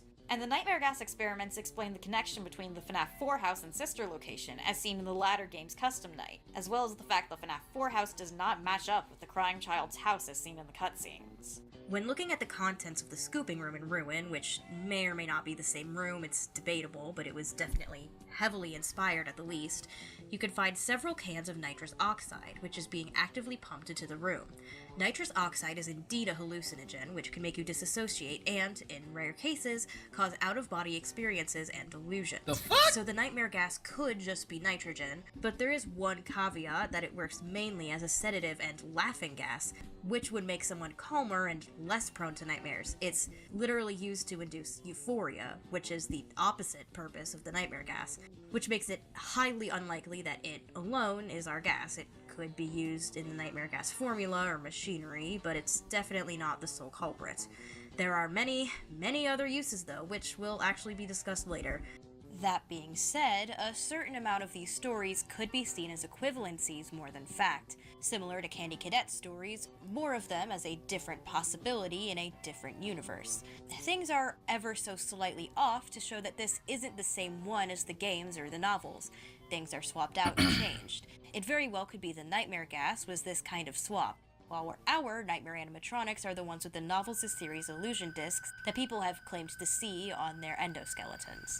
Whatever method, they're not the crying child's dreams, they're experiments. Experiments now on Michael. William was experimenting on a lot of things and trying to find immortality or bring his dead son back or whatever. Why he was experimenting with child fear seems weird to me, but if I'm right and he was trying to produce Remnant, that could be the cause. Or, more likely, he was getting agony. Agony in the books is a powerful source. Eleanor is a living being made solely of agony. And in case you don't know the Fazbear Frights lore, when the soul dies in a close enough proximity to something metal, Remnant is the good memories, agony is the bad, and that's what causes objects to go haunted. Anyway, Taggart was doing experiments on making... So it low-key don't even sound haunted, it just... I don't know how to explain it, but it don't sound haunted. Metal, Remnant is the good memory. Like, it just seemed like you get like a split, a piece of the soul, but like it ain't just directly the soul. But why didn't Scott just leave it directly as just you died next to it, your soul found it, you're in it? Like, why does it gotta be 2 different splits? It just sounds complicated. When the soul dies in a close enough proximity to something metal, Remnant is the good memories, agony is the bad, and that's what causes objects to go haunted. Anyway, Taggart was doing experiments on making a living thing just out of agony parts. If Afton discovered Remnant, he probably discovered agony too, and decided the nightmare gas was a great way to test this shit out. And well, fuck it, might as well test that gas on the kid who's digging a bit too far, both literally and metaphorically. Jesus. Also, if Afton was freaking crazy even before Cassidy died, could explain what the sister location bunker was doing active in 1983 with a Fredbear plushie. We might already have kids down there. When Michael gets home, still unable to find his brother's body, William takes him on a father-son trip to his little secret bunker. How do we know Michael got nightmare gassed? Once again, we look... When Michael gets home, still unable to find his brother's body, William takes him on a father-son trip to his little secret bunker. How do we know Michael got nightmare gassed? Once again, we looked at the security logbook. On one page, Faded Text asks, "Do you have dreams?" On the same page, Michael sketches Nightmare Fredbear. Only someone who'd been through FNAF 4 gameplay would know what Nightmare Fredbear looked like. Because Horrifying. he went through these experiments, and the nightmares persisted well into his adult life. He has dreams of the same halls, of the nightmare creatures with teeth in their stomach, teeth everywhere. The teeth that killed his brother now coming for him. How long he's there is questionable, but I don't actually think too long. We know as an adult he has his own house that's in a neighborhood and not in the middle of the woods like the Afton house, and his neighbors seem to recognize and like him, so he's not in that chamber forever. If he's Fritz Smith in FNAF 2, he was out by 1987. Likely Will just kept him there for long enough that nobody would notice, or as long as William just wanted to experiment for. When Michael comes out, he's terrified and more traumatized than before, and he knows what will happen if he keeps questioning his father. So he shuts off, tries to keep living and keep going. He's fallen back into trying to get his father's approval as a trauma response to the abuse he's been going through. Even before the nightmare gas, William was coming home drunk just to yell at him. As Oswald does in Into the Pit, when nobody can tell his father is now a murderous yellow rabbit, he decides to play along. Michael tries to please him, to make him happy, and pushes any and all doubts aside. If he starts questioning, he has to live in a nightmare again, or possibly the nightmare gas literally gaslit him into thinking he was just hallucinating the whole time, and his father is now the only person he can actually trust. Either way, his dad has full control of him. We mentioned later that we believe Michael was Fritz Smith, and it's basically confirmed he's the guard for FNAF 1. We know for a fact he was the later guard of Sister Location. All three of those, I believe, were as errands for his father. I think he's under the same level of control that Vanessa is in the 2023 film. Yeah. Help me clean up the mess that you created! Pretends to be a normal adult, he acts as though he has his own life, but really he's always just doing what his dad says. He can have his own house, sure, but he has to come when his dad calls. And why wouldn't he? He's been gaslit and gassed at the same time. Part of him understands just how dangerous his dad really is. The other part just wants his approval after all this time. For now, though, Michael has just become another tool of his father. Something that makes William very happy. For now. Now, when does the rest of our story continue? 1987, when they realize the animatronics actually are haunted. Because of Charlie.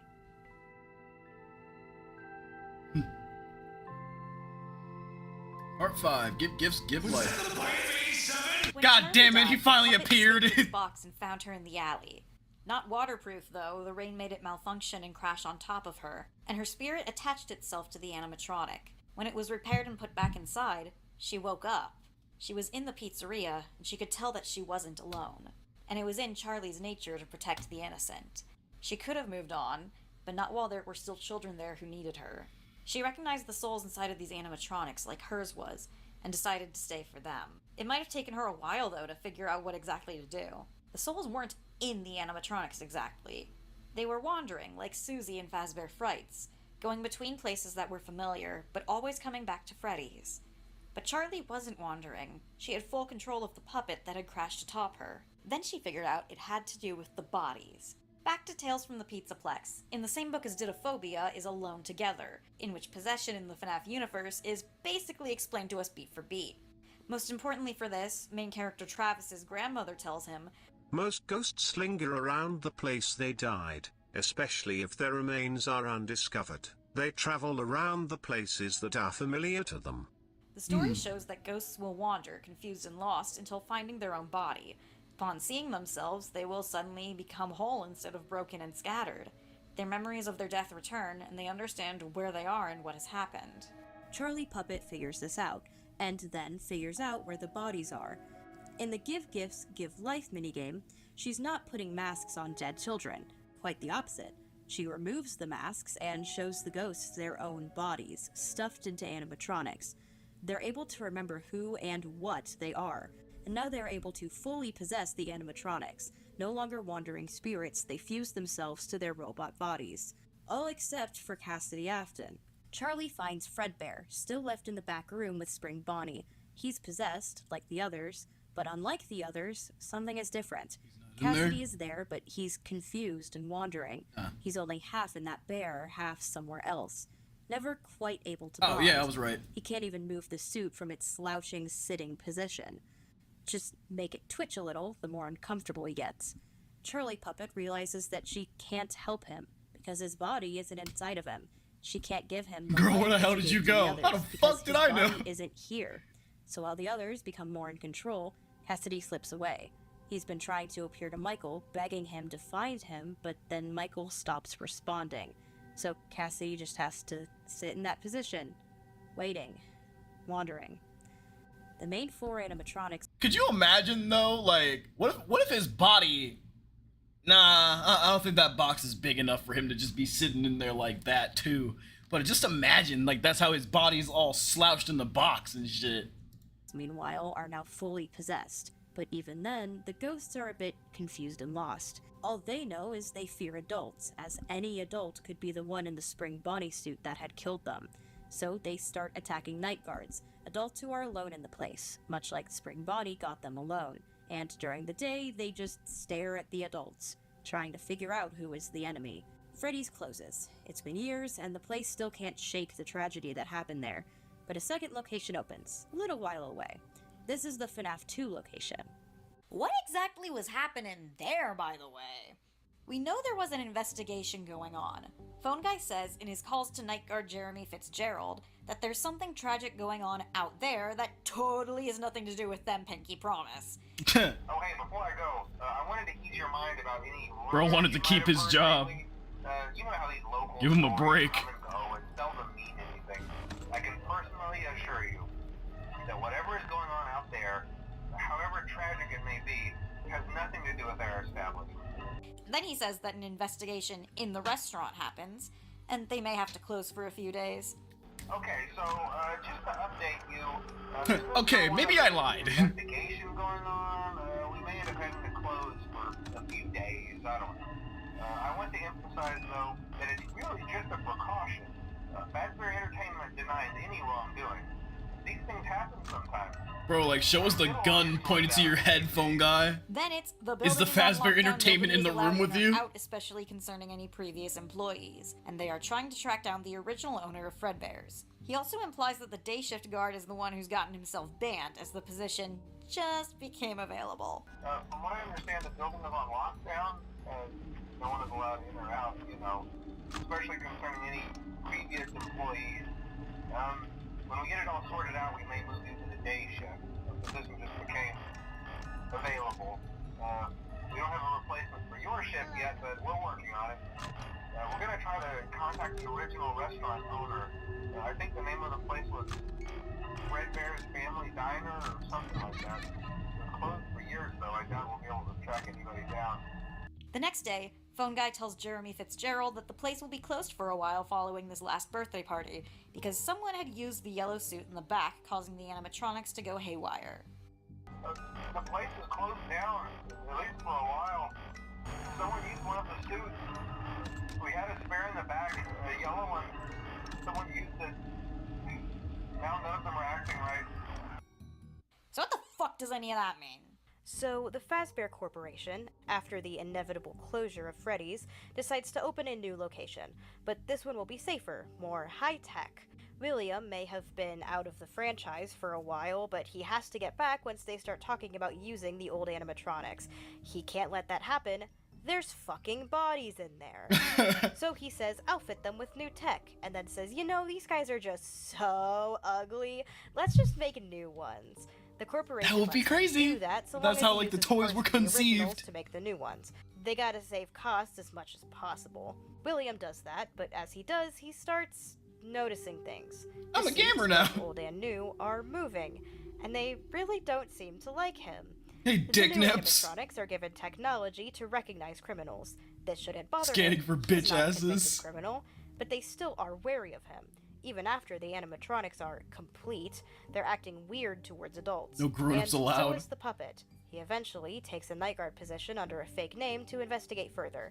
Yes, he's big in the company, but the local manager communicates with the corporation, not him specifically. We're gonna try to contact the original restaurant owner. And it's there that he realizes the truth. It did work. The animatronics are possessed. He can find immortality here and or bring his son back. He's probably lost the plot by now if he even had it to begin with. But now he's fucked up a bit more. In taking apart the original animatronics, he split the souls inside, like they were before they found their bodies, but worse. The animatronics are now even more confused and erratic than they were at the first location. He took the souls apart like the toddlers did to Mangle, and it went just about as well. Once he realizes the night shift is a bit too dangerous, he's all alone after all, he switches to the day Wait, so she's saying that he potentially split... Wait. It did work. The animatronics are possessed. He can find immortality here and or bring his son back. He's probably lost the plot by now if he even had it to begin with. But now he's fucked up a bit more. In taking apart the original animatronics, he split the souls inside. Just to say my name is Susie. Yes, Cassidy.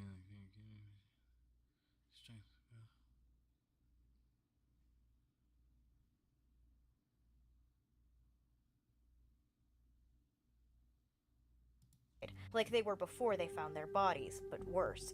The animatronics are now even more confused Holy and shit. erratic than they were at the first location. He took the souls apart like the toddlers did to Mangle, and it went just about as well. Once he realizes the night shift is a bit too dangerous, he's all alone after all, he switches to the day shift, and he decides to experiment some more by killing more kids. He's nothing if not frustratingly consistent. Whether or not any children actually died in the FNAF 2 location, or if this is just a metaphor for the first incident, is a debate within the fandom. The only evidence we have is in the final FNAF 2 minigame, where Withered Freddy wanders the location and sees bodies scattered around, along with the other Wizards. Is that supposed to just represent the MCI, or is it the DCI, a dead children incident? We think the DCI did happen, but William's experiments weren't working. He didn't shove these kids into suits, just killed them to see what would happen. He didn't use the spring Bonnie suit yet, though. That's still in the back rooms. Instead, he lures them with that fucking bastard balloon boy. A short diatribe about that fucking bastard balloon boy. Has anyone ever asked what Balloon Boy's deal is? Never. Is he possessed? Did he get parts of the Wizards? Did he just appear out of the ether and we don't question him lest he damn us to hell for our transgressions? Wrong. He's a lore. We know by the time William got to the Fun Times, he made Funtime Foxy specifically as a lore. They are— But wait, since we're all following in the chat, like I think I get what they meant by the souls were like split up by doing what William did. Did she mean like when he had to take them apart and put them somewhere and put the parts of the Withered somewhere else, like their souls became more scattered since the possession is really in the metal and technically not in the suits? Y'all gotta be patient with me, because like I'm still learning all this like remnant from the books, because I for some freaking reason have not caught up in the books. Just let me know if I'm right, or just explain it again. Oh, someone said yes. Okay, thank you. So I think I already asked or said it, but like, so parts of the Wizards are in the toys too, and that's why the toys are fucked up? Or is it because of the dead children incident that the kids took the toys? I think. But no, if he's seen that his experiment worked in line with their theory, it would be because he put parts of the dead children inside of the... Yeah, okay. shown to have, quote, parental voice sync and replay, as well as... Moving metal moves the souls. Okay. variable sent release. The specific notation of parental voice really shows what this was supposed to be for.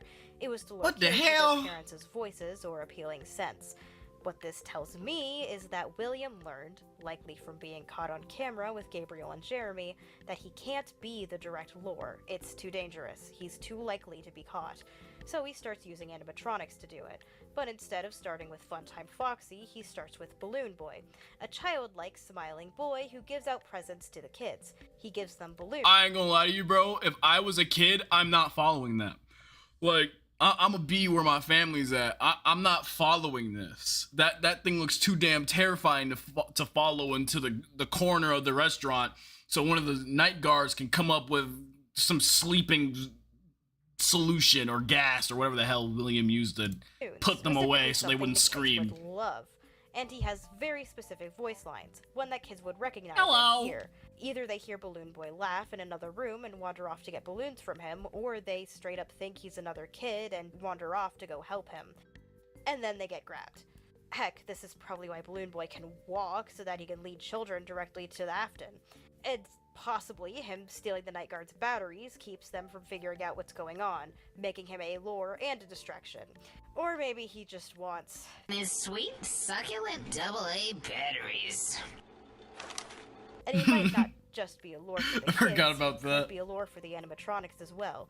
Recall in FNAF 3 that his voice lines are the ones that are used to lure Springtrap from room to room to activate his sound-seeking sensors. This pre-recorded voice, put into Balloon Boy, serves as a lure for the children, and a lure for the animatronics to keep them away from where William is doing his work. This is also, we should note, his purpose in the Twisted Ones. Charlie is lured to a specific area by his calls, thinking a child is in danger, and then is attacked by multiple wind-up Balloon Boys as the illusion discs ramp up. He's a lure in the books, hell? he's a lure in the games. That's what Balloon Boy's deal is. Okay, I didn't know he was a lure in the book. The puppet. What? Which Phone Guy notes is always thinking, and it can go anywhere. Likely William figured out the puppet was Charlie around this time and that she was more aware than the others, as she hadn't been split into parts. So he set up the music box to keep her quiet and keep her in one place. So William is grabbing more kids, but not putting them in the suits. Personally, I think the So wouldn't it be smarter to just put one piece of metal of her inside of the music box? Because what the hell is music gonna do for her? What was their explanation again? So William is grabbing more kids. Music box to keep her quiet and keep her in one place.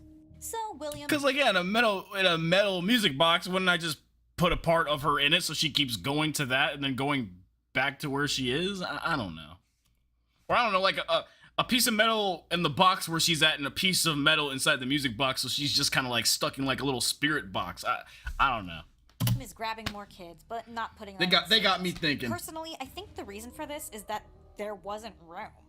There's too much high-tech stuff in the toys. There isn't a large chest cavity to shove kids into. That's why the fun times are specifically designed with the shape of a curled-up child inside of them, to make sure that the DCI waste doesn't happen again. But anyway, this starts up rumors and investigations. The new Freddy's opened and now there's more kids going missing.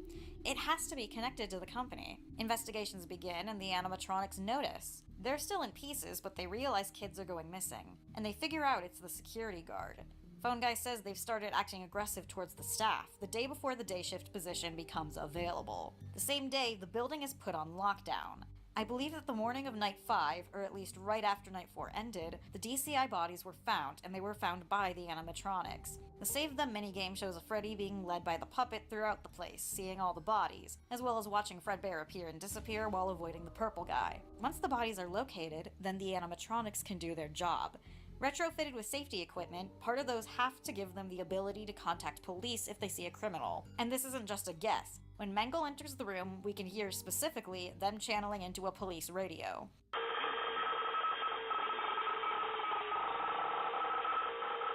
They can reach the police, and when the toy animatronics see a fucking bleeding dead body in front of their stage, they're gonna contact the fucking cops. The day shift guard is immediately put under suspicion, since either he didn't notice all this kid killing or was the one doing it, and William quietly slips away. He was under a fake name, they don't know it's him. Heck, they're now trying to contact the original owner of Fredbear's, which is him. Or Henry, who's in jail. They're going off on an appropriately named rabbit trail, looking for someone who doesn't exist. The important thing is he has more information on his experiments, and he knows the possession is working. Day 6, meanwhile, hell breaks loose. The animatronics were in free roam mode, and they see a yellow suit in the back. We really have two options here. Either someone used Spring Bonnie, and everyone went nuts upon seeing their killer, or the Golden Freddy suit was what was moved. Both are likely. If Spring Bonnie was in that location, then obviously someone using that suit, heck maybe William hiding out from the cops and then trying to escape without being spotted, would set off any and all MCI sensors. However, Fredbear is just as likely. We see it appear and disappear in the Save Them cutscene, so Cassidy is active, though likely as The fuck? appear and disappear in the Save Them cutscene, so Cassidy is active, though likely as confused and lost as he was before. He also doesn't seem to be moving the suit, just teleporting in a slouching position, probably just projecting images. This also ties into the idea that he's still not fully possessing it. He's tied to it, but without his body being found, he can't make full use of the possession. Either of these suits could have been what set the animatronics off, enough that the place is completely closed down by night 6, Phone Guy says. But they've got one more thing to do. A birthday party scheduled for day 7.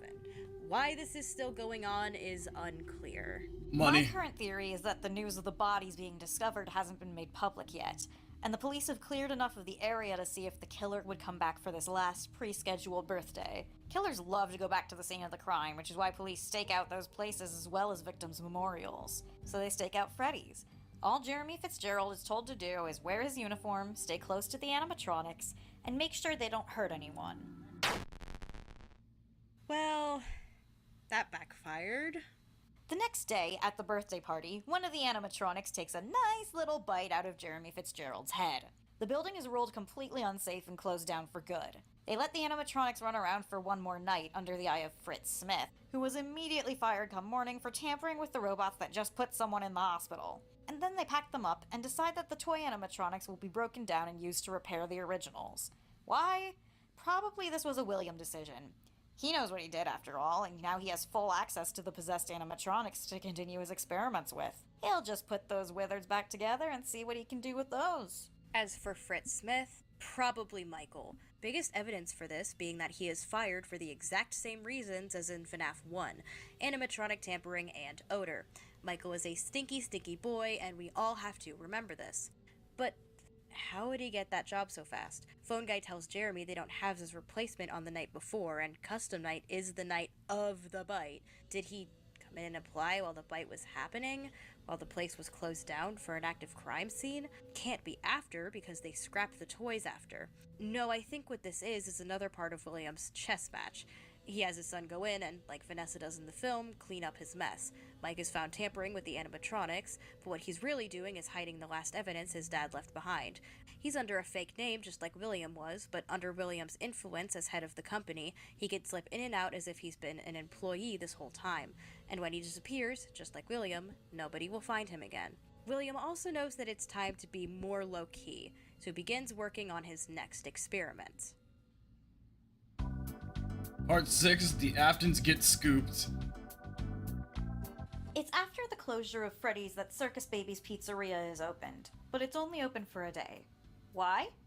'Cause Elizabeth fucked up by dying, that's why. It's the late 80s, possibly early 90s, and William is ready to continue his experiments. He's got the original animatronics shoved up in the old Freddy's location, watched over by night guards to make sure they don't escape. In the meantime, he begins work on the Funtime animatronics. They're built specifically to capture children, as seen on the blueprints. They all have technology fitted in solely to serve this function. Funtime Foxy was already mentioned, but Ballora is given deter and misdirect remote activation, showing that she was meant as a distraction, most likely to any adults in the area. Funtime Freddy and Circus Baby both have their spaces to store children in their stomachs, as well as sensors in order to count the children and adults in the area. Freddy specifically has parental tracking, as well as voice mimic/luring, similar to Foxy. These are the full intentions of these things. They are made to kidnap children, and it's specifically for these death experiments, because when we see the blueprints of the scooper, we see it specifically equipped with a remnant injector and remnant reservoir. William fully knows about remnant now, and he's working to inject the Funtimes with as much of it as possible. But the animatronics only work for one day. Circus Babies opens with a party, and Elizabeth Afton attends. William, knowing how dangerous this stuff was, told Elizabeth to under no circumstances go play with Baby alone. So of course she goes to play with Baby alone. She doesn't understand the danger of these animatronics after all. Cassidy died when she was a toddler, and these are her daddy's creations. How could they be bad? Then she ends up alone with Baby, and Baby does what she's programmed to do. Kidnap any child left alone.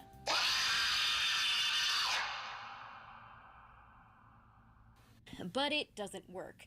Baby fucks up, or Elizabeth fights too much, or something wasn't programmed properly. Or maybe she was programmed to kill immediately after all, because instead of just kidnapping her, the scooper inside of Baby brutally kills Elizabeth. William immediately closes the restaurant, claiming this is due to a gas leak. And hell, maybe it was, if he's got nightmare gas laying around after all. People started reporting seeing strange things around the place. Just as William brings the fun times back to his nice little bunker, he realizes that Elizabeth isn't gone. Baby's eyes have gone from blue to Elizabeth's green. The experiments are working. He's put Elizabeth into Circus Baby, but he needs to learn more. See, Elizabeth is in Circus Baby, definitely, but she's not Elizabeth. Not quite. She doesn't remember him. She barely remembers anything. That won't do. He can't just have his daughter's soul living on. He needs his daughter. It's also possible that this is why she has what appears to be a Mimic 1 chip. She wasn't acting right, so he wanted to program her to, but that's a whole discussion for another time. So Willy Boy starts renting out the animatronics as a cover, while still doing experiments and figuring out what's going on. As he does, he realizes that he's forgotten something important. His last remaining kid, Michael. Michael's an adult now, and he's either moved out or was kicked out. He has his own place in a nice neighborhood where the residents seem to like him, but he's still under his father's influence. He's not in the bunker. We know that from his message to William that he had to be told where it is. But where he is Freddy Fazbear's Pizzeria. He took a job at the old Freddy's, working as a security guard after the disappearance of Phone Guy under the name Mike Schmidt, but his tampering with the animatronics and his depression stinkiness was noticed and reported. Maybe he was indeed starting to rebel a bit by figuring out what was happening with them. Maybe he was trying to retrieve parts for his father's experiments, and only after this all went down did William pull a Tijanos and say, fine, I'll do it myself. It's mainly a good chance that he was actually obeying Phone Guy's last request and checking in on the animatronics for, more bodies.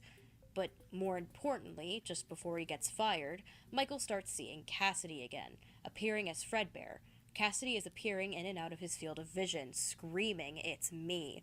Cassidy has been a wandering soul for maybe a decade now, and he's probably forgotten himself, but he recognizes Michael. He recognizes his brother, and he's screaming, trying to get his attention. Michael, however, doesn't mention this to his father. Last time he saw Golden Freddy, he got Nightmare Gas Fun Time, but it doesn't matter anyway, because he gets fired and William gets notified. William decides to cut the whole security guard thing over there. Can't have anyone else tampering with the animatronics after all. He'll take care of Michael, and he'll take care of the animatronics. First, he makes sure Fredbear is safe in the bunker. Now that Cassidy's hidden, William can't just leave the animatronics there alone, so he goes, night by night, and rips them apart.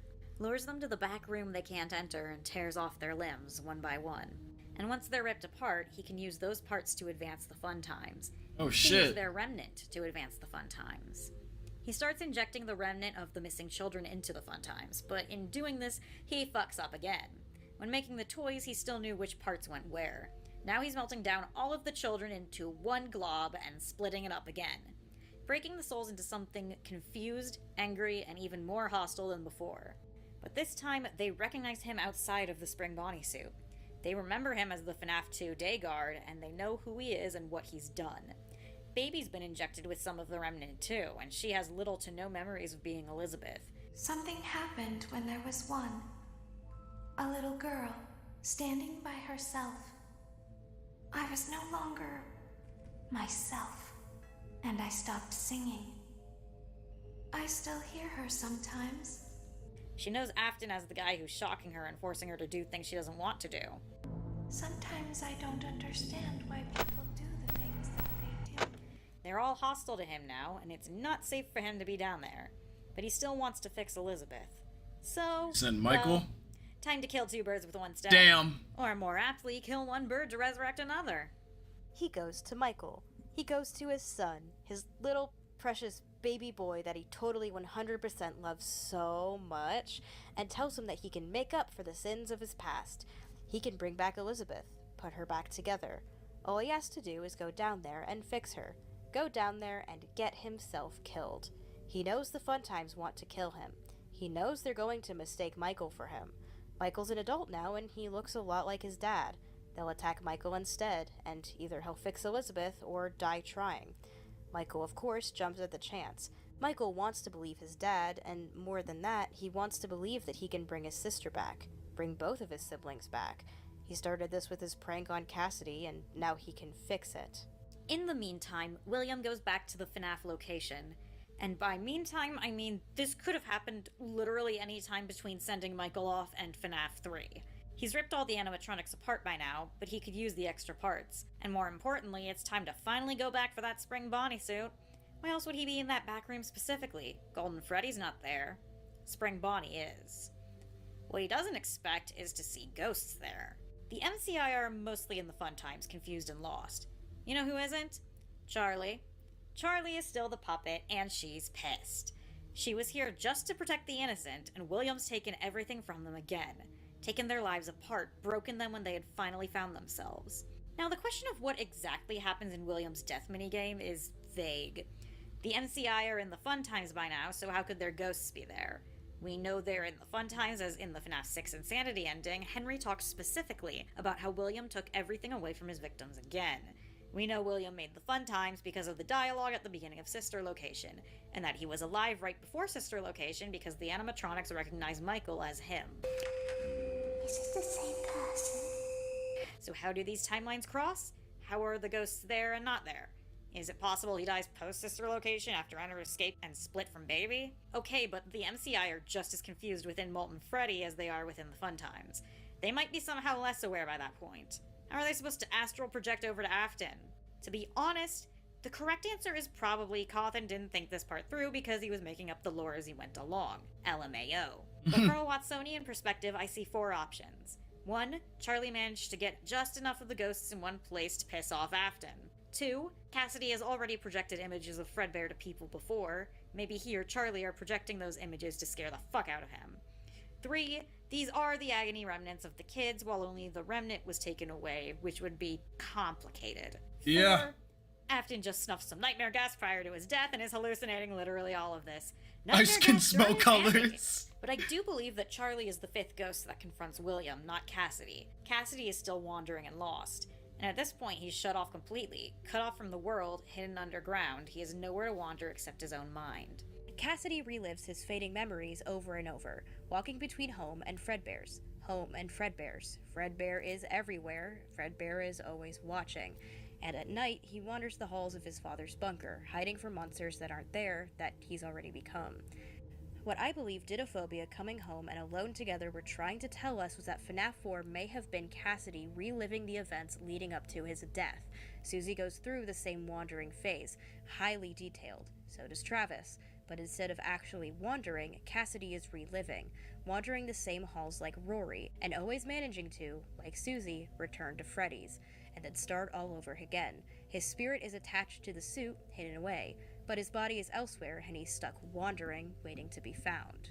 But the point is that at some point, William gets to FNAF and starts seeing ghosts. He begins freaking out. He's been experimenting with spirits, but he hasn't seen any yet. He's seen moving animatronics not fully realized specters of the children he murdered, especially Charlotte. He had no reason to kill her. Like, it's kind of crazy, too. Like, if Brody was doing all these experiments and knew he was fucking with ghosts, why is he shitting himself when he technically sees one? I mean, you've been seeing them, you just haven't seen them, I guess. Okay, I wish we can, like, somehow re-see this scene again. I also just want to hear William just, like, shit himself. Like, what the fuck is that? Like, cold blood. losing his Cold blood, shit. he created the puppet who brought all of these killer robots to life. The ghosts are after him now, and he doesn't know what they can do. He gets into the Spring Bonnie suit still in the back room, hoping that it will either scare them into submission or fool them into thinking he's one of them. But the spring locks have gotten way worse over the years of neglect, and upon laughing once, William is spring-locked and killed, left to bleed out slowly in an abandoned, locked back room, with the ghosts of his past staring down at him. Michael, meanwhile, is having just about as fun of a time. No pun intended. These animatronics have put their heads together and gotten themselves a great old plan. Let's have a skin suit. Hurting them, wear him as a skin suit, and get the hell out of the bunker that's electrocuting them over and over. They're like 7 years old. They don't know that bodies decay. This is a great idea to them. Remember the multiple gas cans of nitrous oxide in Sister Location? There are some technical reasons it could be there. It's got many uses, including in mechanics, pumping it into pipes, using it in active machinery, but the fact that it is shown specifically in Ruin is raising several alarm bells that it is important. Mainly that it is... Somebody said, what part am I on? I believe I'm on part 6. ...directly into the room, as seen by the smoke Cassie runs through. The question is, of course, why would they be pumping the gas into the scooping room? So, one of nitrogen's usage is food preservation. It keeps organic material fresh, which can include human bodies. Liquid nitrogen specifically was used in the first cryogenic freezing and preservation in 1966. Now, again, why would they be pumping a body preservative in the scooping room? Were the Funtimes planning to preserve Michael's body? Well, no, they took that body out of the scooper and planned to never return. Also, they didn't build the nitrogen pipes, they just kind of lived down there. So what was it for? Well, you know who William was actively trying to bring back specifically in the bunker? Elizabeth. Oh, She shit. was trapped inside of Circus Baby, a possessed robot with a weird fascination with the scooping room. I wonder, though, if you were a freshly opened pint of ice cream, how you would feel about something with that name. Thankfully, I don't think a freshly opened pint of ice cream feels anything at all. We see Circus Baby's exoskeleton in Night 5, no body to be seen, and no sign. Think a freshly opened name of ice cream, how you would feel about something with that name. Thankfully, I don't think a freshly opened pint of ice cream feels anything at all. We see Circus Baby's That's an exoskeleton intense in Night bar. 5, no body to be seen, and no signs of decay The like hell? original animatronics. Is it possible that after Elizabeth was captured and mangled, William had to scoop Baby in order to get her out? Elizabeth could have, possibly, felt herself being scooped from the inside and out at the same time. The scooper only hurts for a moment. From the inside and out. Elizabeth could have, possibly, felt herself being scooped from the inside and out at the same time. Ew. The scooper only hurts for a moment. It's possible that the nitrogen was able to be pumped in order to preserve Elizabeth. It's entirely possible that her body was still down there in the bunker. We also know Scrap Baby had to return there at some point in order to repair herself, hence the parts of Baby exoskeleton and lights from the control room which weren't present in Ennard. If, say, she found herself the way Travis did in Alone Together, that could explain why she seems a bit more aware in FNAF 6. The sedative part of nitrogen could have also been utilized by Baby in her plan to scoop Michael, firstly to keep him asleep in Night 4, You've been sleeping for quite a while. then to keep him compliant as they scooped him. And, as we know, in the canon timeline, it works. Michael listens to Circus Baby, knowing his sister is in there. She doesn't recognize him though, and just like the others, probably sees him as his father. And Michael gets clued into this. The animatronics, after 4 nights of putting their plan together, and shoving Michael into Golden Freddy, come on guys, finally lure Michael into the scooper. That day, they'd scooped themselves and killed any employees around. They then scooped Michael himself, ready to use him as their cool new skin suit to escape. And it's gonna be a while before any people realize they're gone. They've killed all the employees, and William's dead in a back room. The bunker is hidden. Michael mentions in his phone call that he had to find the place, right where William said it would be. Who's gonna realize what happened until it's too late? Their plan works for about a week, until the body starts, decaying and vomits up the endoskeleton into the sewers, to skitter around like Pennywise until they get tired of each other's shit. Then something unexpected happens. Something William didn't anticipate. Michael gets up, and let's talk about why. A lot of people chalk this up to the remnant injector on the scooper, but I really don't think that's it. It may give him the metal necessary to possess a corpse rather than a bot, at least for now, but the remnant itself isn't his own. It's someone else's remnant in him, not allowing him to possess himself. The remnants of Ennard's metal might help, but it really seems that the possession wasn't an accident. It was Michael himself. Michael forces himself back into his own decaying corpse out of sheer determination and sheer fury. Let's really look at Michael's message to his dad. Father, it's me, Michael. I did it. I found it. It was right where you said it would be. They were all there. They didn't recognize me at first, but then they thought I was you. And I found her. I put her back together, just like you asked me to. She's free now. But something is wrong with me. I should be dead, but I'm not. I've been living in shadows. There is only one thing left for me to do now. I'm going to come find you. I'm going to come find you. Bro was done taking it from him. The first part of the quote is said sadly, desperately. I did it. I did what you asked me to do. I did it well. I did what you wanted. Just like I did when I was a child at home trying to avoid your anger. I did it. Right where you said it would be. I should have made you proud. But then I realized who was there. They were all there. All the souls you killed. The ones I didn't think were inside this bunker. And they thought I was you. Michael says this with a lot of emphasis on you, hinting at a dark amusement. Wait a second. I heard Daco has like a whole new series. I only seen like 2 seconds of it on YouTube, but I like read what it was about. Or not on YouTube, but like on Twitter. I want to see if he posted the trailer on his channel. I don't know, Daco said he's doing a new series on unsolved FNAF mysteries. Wait, let me watch the whole thing on video right here.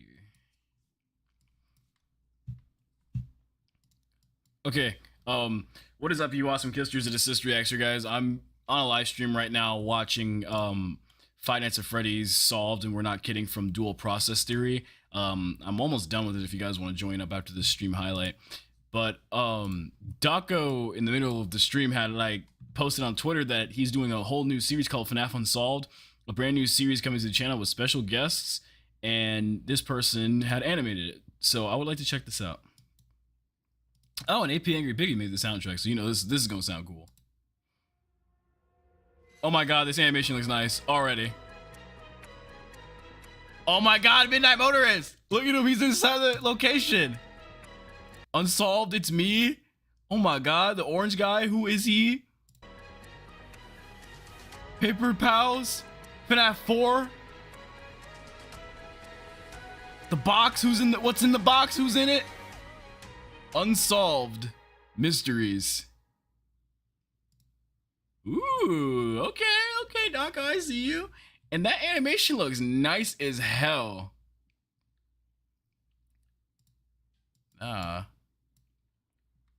Okay. I like to see him. I hope we get like a full scale episode 1 coming up soon. Maybe this might come after the Scott interview. But yeah, that's pretty much it. Anyway, join the live stream if you want to. Link will be in the description. Alright, we're just gonna post that stream highlight. Give me a second, chat. Let's take a breather after all this content we have watched. Their theory sounds cool though. Like honestly, their first video, just piecing together years of content that we've been wondering about.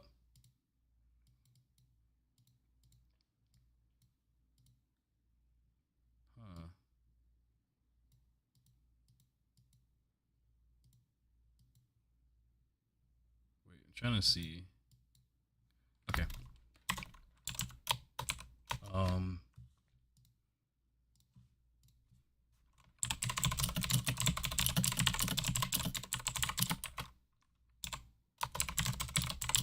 Wait, I keep forgetting it. Oh my god.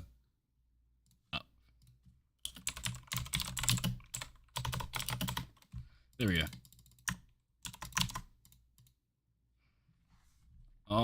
I do agree that the sheer Fury's reasoning is weak, but it's still possible. It would work more than remnant-based possession, since that requires metal, and Mike pukes that all out. Yeah, I mean, I'm just... I don't even know.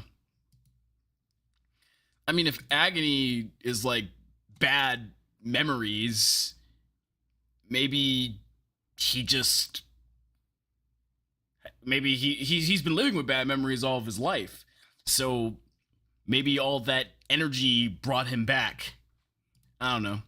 Somebody who had to deal with the death of his own brother, caused the death of his own brother via prank. Had to live with his sister dying, had to live with his father basically abusing him and basically holding it over his head and using him. Like all that's got to be on the agony side, and all that's just like all over his life. So maybe his soul wears it like a sheet, and now he can just get the hell up. Sisters watching. I don't know. And oh my god, you guys barely seen that animation. screen. God damn it. I should have looked at OBS when I was recording that video. My fault. I'm actually pissed. It was like in the center of the screen too, and then I accidentally scrolled. Shit. Well, I mean, it was only a 20-second trailer. I'm still mad. Well, let me just go quickly apologize in the description of the stream highlight. Oh yeah, and someone wrote, and his mom left. Yeah, maybe he just wore agony like a sheet around his body, mind, and soul, and then next thing you know, his soul just came back from all that. If that's how agony works and memories work in FNAF universe, like if your memories can keep you preserved inside of metal, and if your hatred can keep you also in a way preserved, or if your hatred, anger, bad things happen to you can keep you preserved in metal in some type of way. I don't really necessarily know how agony works, but I know it created that yellow Springtrap looking thing and into the pit. Maybe you can create like some ugly agony version of yourself and come back from the dead in FNAF with just enough agony.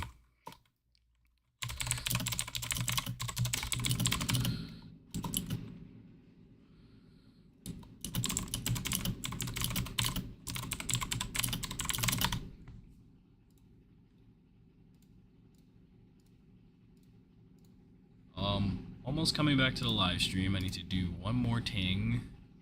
I need to go here, and then I need to go there, and I need to copy that.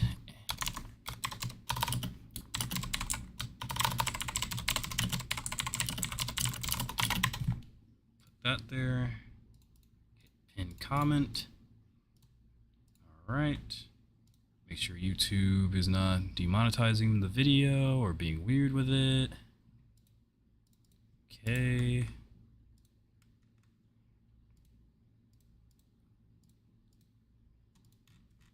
What the hell was that banging noise in the distance? Daco FNAF. Just putting stupid tags in there. Okay. There we go. I'm back on the live stream. Now I'm reading the chat. This is the only FNAF vid that's got me convinced. Nice. Okay, let's go. That is fire. I already read all of that. It makes more sense for it to be the scooper. Plus, it would feel like Mike got a second shot to make things right, but I don't know. Yeah, you're probably right. I don't know. Maybe there was just some extra agony or remnant or whatever that got injected into him. Whatever. Maybe a whole different experiment came out of William Afton's followed by a scoff. Testing. He lets out a half laugh, half sigh, disdainful. This could also read as a cough, I guess, but our boy isn't breathing by this point, so I don't think he would need to. He then says she's free now. In saying that, it's become clear that despite Elizabeth and the Fun Times literally ripping him open, he doesn't seem to blame them for what's happened to him. He's not saying she escaped or she did this to me, only that she's free now, because he doesn't blame her. He is okay that his sister is free. What he's not okay with is the next thing he says. Something is wrong with me. I should be dead, but I'm not. I've been living in shadows. Then, there is only one thing left for me to do now. Come get your ass. To come find you. The line is repeated for emphasis, and the second time. And also, they probably won't talk about this, but I've been living in shadows. Then, there. Oh wait, never mind. I was gonna say maybe something different did happen to him because his eyes are different, but then I'm thinking about it, it's probably like one of the Ennard's eyes. And plus that happened after the scooping scene, so that's never scratch what I was gonna say. I completely forgot where that scene popped up. I just had to talk about it to myself to remember. I'm going to come find I was thinking the eyes had the line is repeated some different remnant and the second time thing. It's said slower and with more venom. A lot of venom. On the FNAF wiki, it's marked as ominous voice. It is not a simple self-invitation. It is a threat. Yeah. I've had people tell me he sounds confused in this section, but it does not sound like confusion to me. The only real confusion I can kind of hear is in something is wrong with me, but that is probably just on the grounds of I should be dead, but I'm not. What he is not confused about is what happened before the scooper. He recounts in the call that he remembers what his father said to him, the mission given to him, the events leading up to the scooper, the fact he was killed and Ennard escaped, and and the fact he is still here. He is not confused on that. He is very, very certain. What is even more certain is that he is going to find William.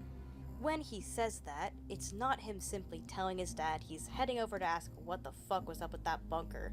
He's not going over there to find Elizabeth with him. He's going over there to punish him. Because Michael is the one he should not have killed. Oh, shit! Really? Newsflash, asshole! They're doing this again. The one you should not have killed. The entire goddamn time! Then why wouldn't you say something? Because I hate you! So, here's the thing. We discussed in part 3 how Cassidy is the name of the crying child, not a separate Oh, missing shit! child. Does that make the crying child the vengeful spirit? It's possible. His dad is putting his spirit through a lot of shit and terrorizing quite a few people in his name. But the bits of evidence toward that pale in comparison to the idea of Michael Afton as the vengeful spirit, as the one William should not have killed. Sure, William may not have killed him directly, he may not have wielded the knife or the scooper or whatever, but the way Michael says it was right where you said it would be, they thought I was you, followed by a scoff, and just like you asked me to, this all tells me there is another thing he is certain of, that William knew this would happen. William knew where the location was, and that he was sending Michael to his death. The animatronics wanted to kill him, and Michael looked just like him. William knew that if he went down, they would find a way to kill him. But he wanted Elizabeth put back together because she was a child he actually cared about. He did not care about Michael. He blamed him for killing Cassidy, and if again we take the Midnight Motorist minigame and questionably canon books into account, he was openly abusive towards him. So he decided just to trade Michael for Elizabeth, send him down to finish his work of putting Elizabeth together, and let the animatronics do what they will. Turns out their plan worked out just as William wanted. Michael was dead, Elizabeth was free. But Michael came back, and Michael was pissed. Man was pissed enough to possess himself. When he says, "There is only one thing left for me to do now," that is the unfinished business tethering him as a ghost.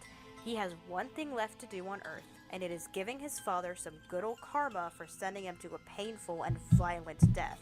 His father had kept him entangled in this web of insanity for far too long. Michael was killed because of what his father had done, and because his father had sent him down there, knowing what was going to happen. Once again, William did not set off the scooper himself. That was entered the conglomerate of Elizabeth and the other victims. But they killed Mike because they had been killed by William. After he killed them, they were confused and scared and killed Mike in order to escape their torment. They killed Mike thinking he was William, and thinking they were using their killer's skin to escape. Does this make them completely innocent? No, not really. They killed at least 2 technicians, and God only knows what they were up to in between FNAF 5 Oh, they didn't just kill 2 technicians. Man, them motherfuckers hung those technicians. Like, can we go back to that too? You know, I mean, if I died inside of some pizzeria by some dirty old British man, yeah, I'd be pissed too. But like, damn, bro, where did y'all get rope? It's a fucking. Then again, actually, you know, I don't even know. You know, this bunker is William's personal own killer shack, but it's just an underground high-tech bunker. So you never know. He's probably got ropes, buzzsaws, Jason Voorhees' fucking superpowers contained in a box. I don't know. I got pissed again. Y'all, Here, I can't just give y'all nothing while I gotta use the bathroom, so... Here. Let me give you guys something to do. You guys are getting the special task of watching Helpy. Just make sure Helpy doesn't move, alright?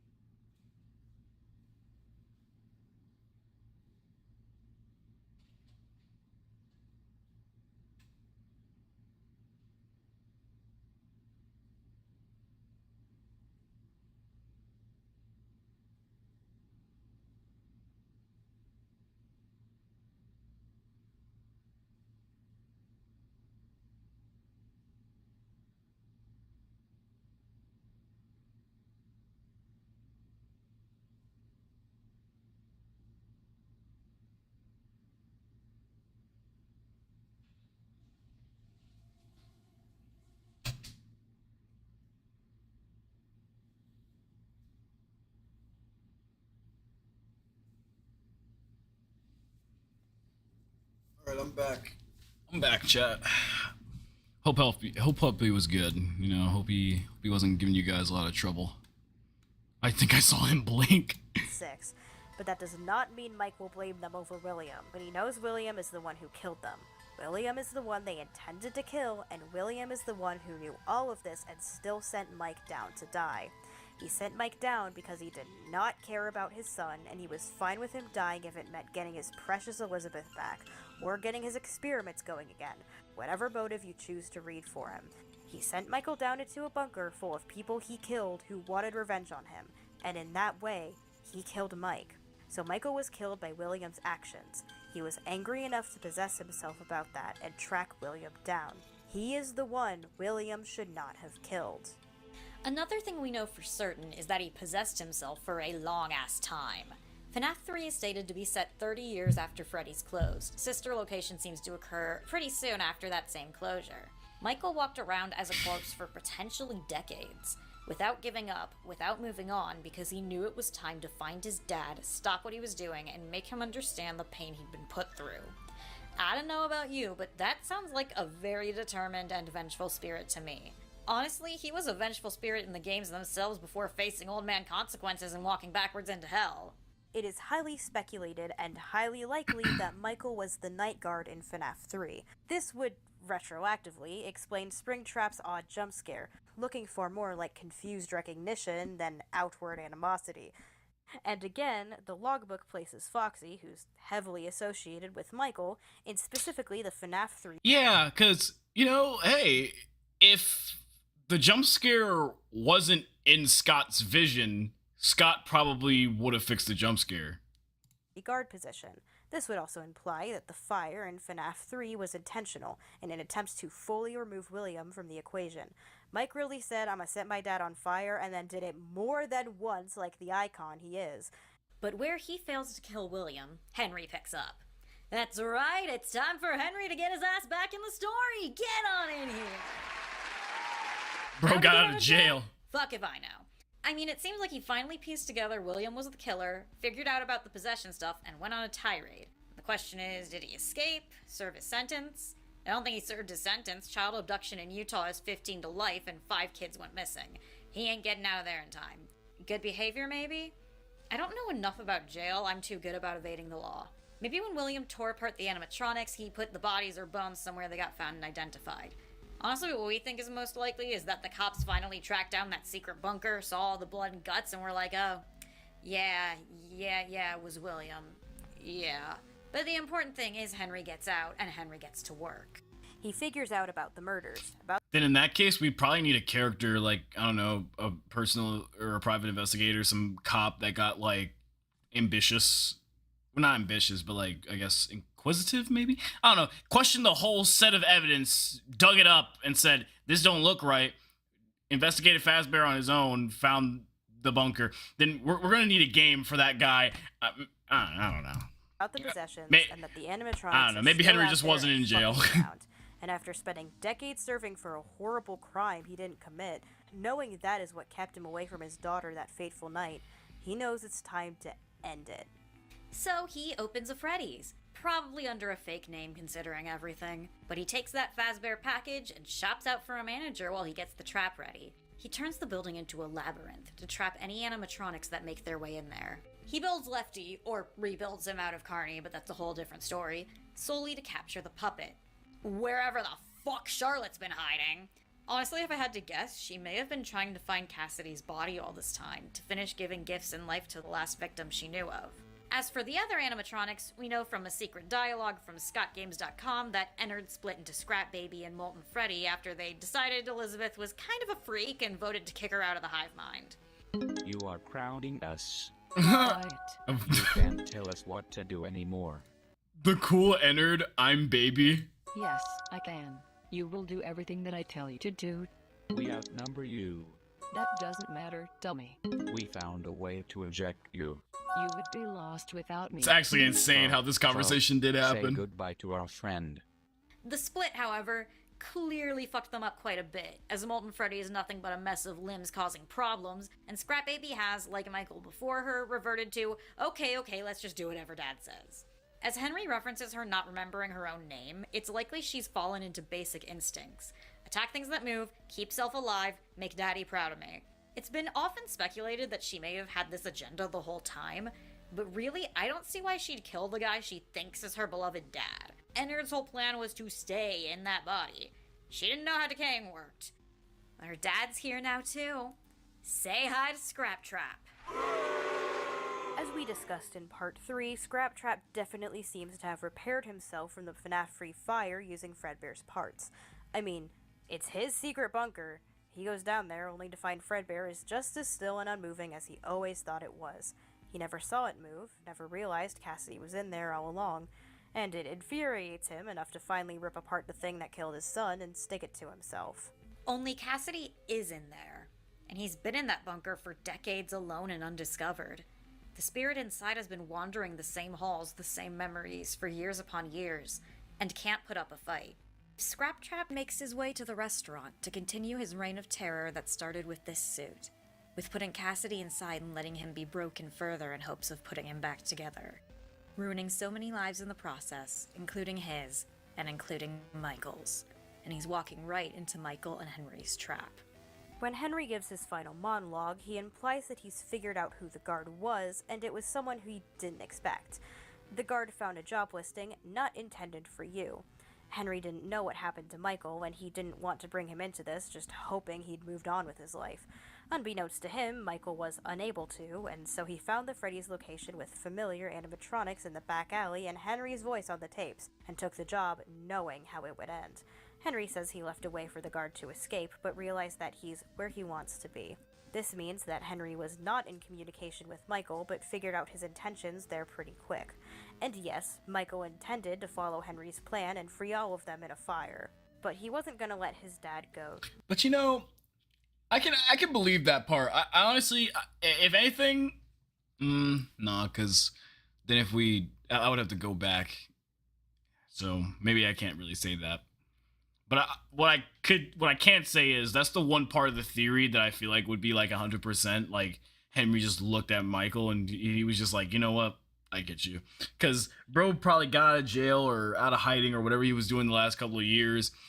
And he was able to piece together what William did. I'm pretty sure he'd be smart enough to just know right off the bat, like, okay, that's where you want to be with Michael.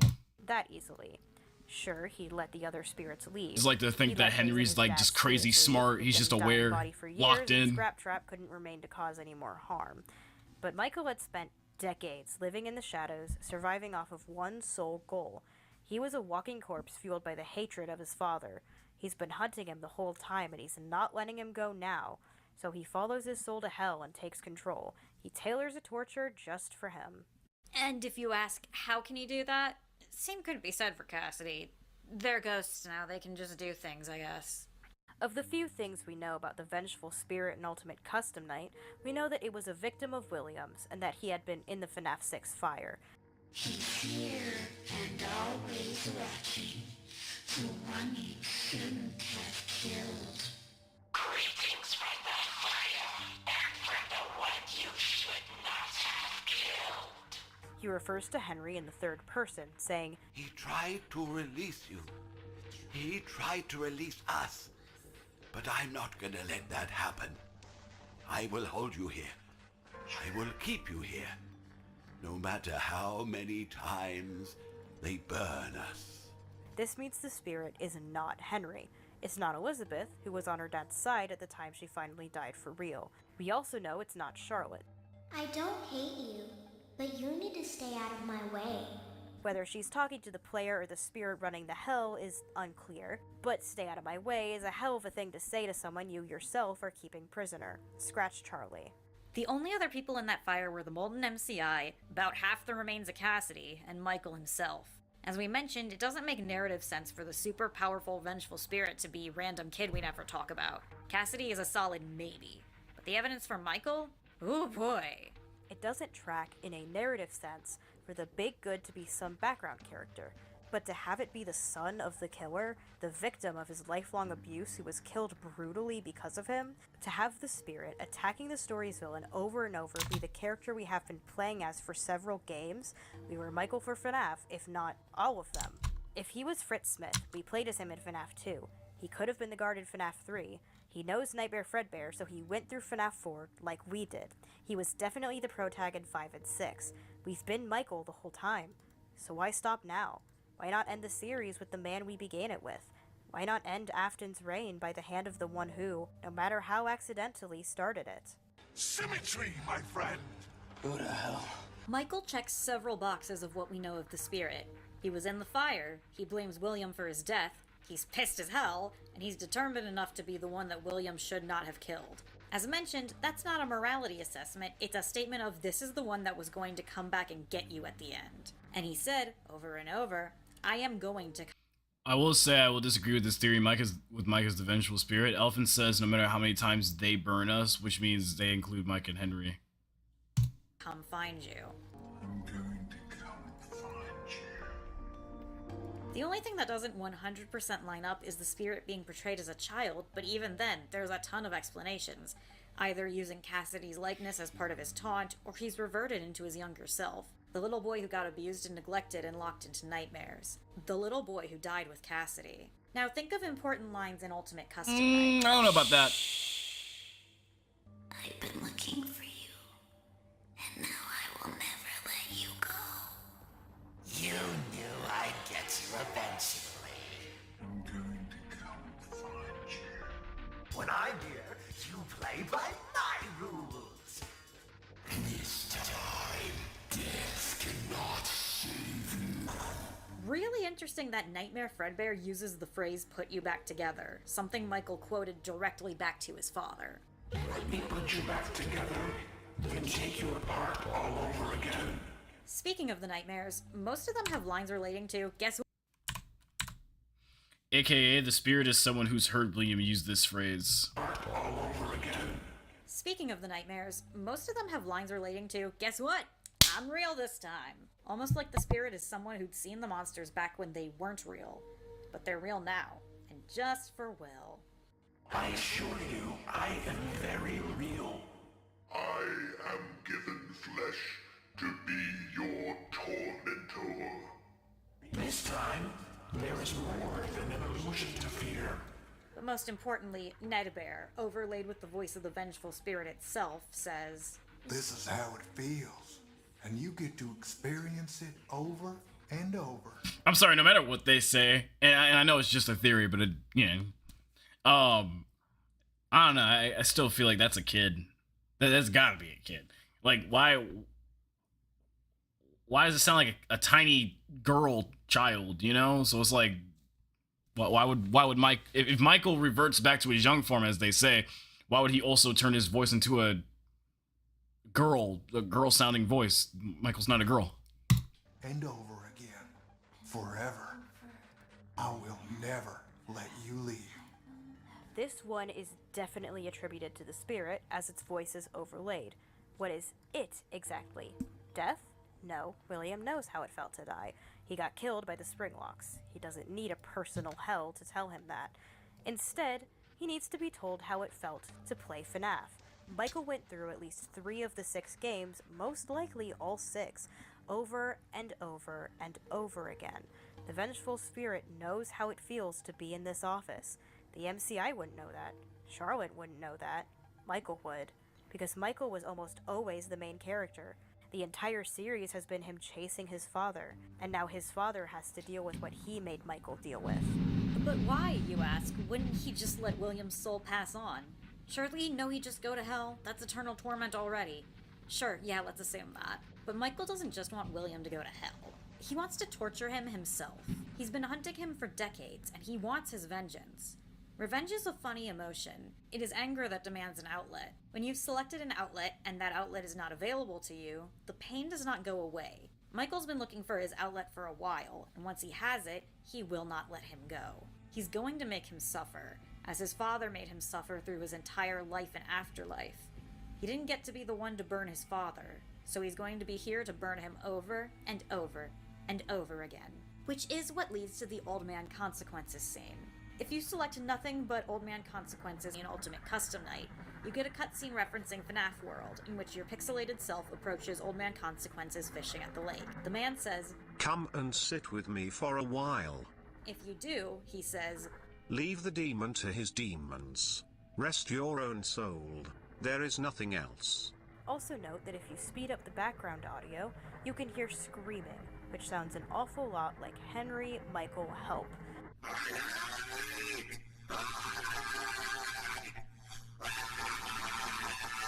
There's been theories that Old Man Consequences is Henry. They speak in a similar manner with similar sentence structures and vocabulary.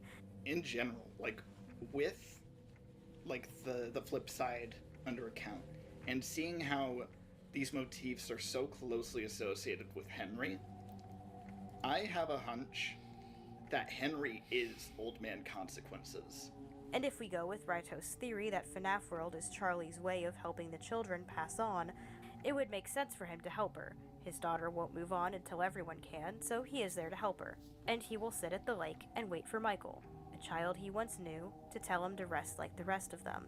Which would imply that when William is screaming for help in the cutscene, he is screaming to the two people who are actually there. The two people in the cutscene. Henry, the Old Man Consequences, and Michael, the vengeful spirit. Anyway, what happens when you speak to Old Man Consequences? Well, the game will crash. Because that's the thing about revenge. Once you get it, it doesn't stop the anger. It does not stop the pain. Michael is in an eternal cycle, able to take out his anger on his father as much as he wants for as long as he wants, over and over. But it is not soothing his soul. It is not quelling 30 years of anger, 40 years of anger, however long he's been angry. It is not giving his soul the rest he needs. William will be tormented with or without him, and he needs to move on from his father's hell. But Michael does not think he deserves to. Let's look at one of Withered Bonnie's lines. What is this news? Is it me trapped, or is it you? Perhaps it's us. Let us not forget one thing. Michael did help kill the crying child, and the number that must have done on his mental health is exponential. We know from the epilogue of the game how devastated he was. When William reached out to him to bring Elizabeth back, as we mentioned, a possibility of redemption for Cassidy may have been the dangling carrot in front of him. But it didn't bring back his siblings. It just caused more problems, and caused Michael to shamble around as a zombie for decades. There's probably some part of him that thinks he deserves this as much as William does. It may have ultimately been William's fault. Michael may have acted out because of how William treated his children. He may have been the one to create Fredbear's Diner, but Michael was the one who shoved his brother into a bear's mouth. Michael dragged his dad to hell and then trapped himself there, supposedly in order to torment him over and over again. But instead, he's tormenting himself over and over, because he still blames himself and is punishing himself for what he did. Is it me trapped, or is it you, he asks. Perhaps it's us both. This is a torment cycle for both of them. William is obviously getting the shit beaten out of his soul, but Michael isn't doing too hot either. That's why Old Man Consequences tells him to leave William and rest his own soul. Michael doesn't think he deserves to, which is why he won't. The theme music of Ultimate Custom Night, or at least the menu music, is entitled Isoptrophobia, which is a fear of mirrors and reflections. Could this be referring to Michael fearing looking in the mirror and seeing his father, or seeing a robot or corpse instead? Or could this be referring to William refusing to reflect on himself, on the horrible things he's done? This is the theme of the entire game. It's got to be important that it's named this. William's hell is seeing all his crimes and mistakes reflected back at him. He sees the monster he's become. He sees himself as Springtrap and Scraptrap. He sees his murders, he sees his failures, and when he completes 50-20 mode, he sees the moment he killed the son he promised to put back together. That scene of Fredbear twitching is not saying that Golden Freddy is the spirit.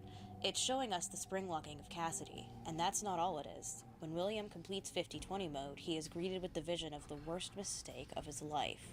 And what's the best/worst part? Michael is showing this to him.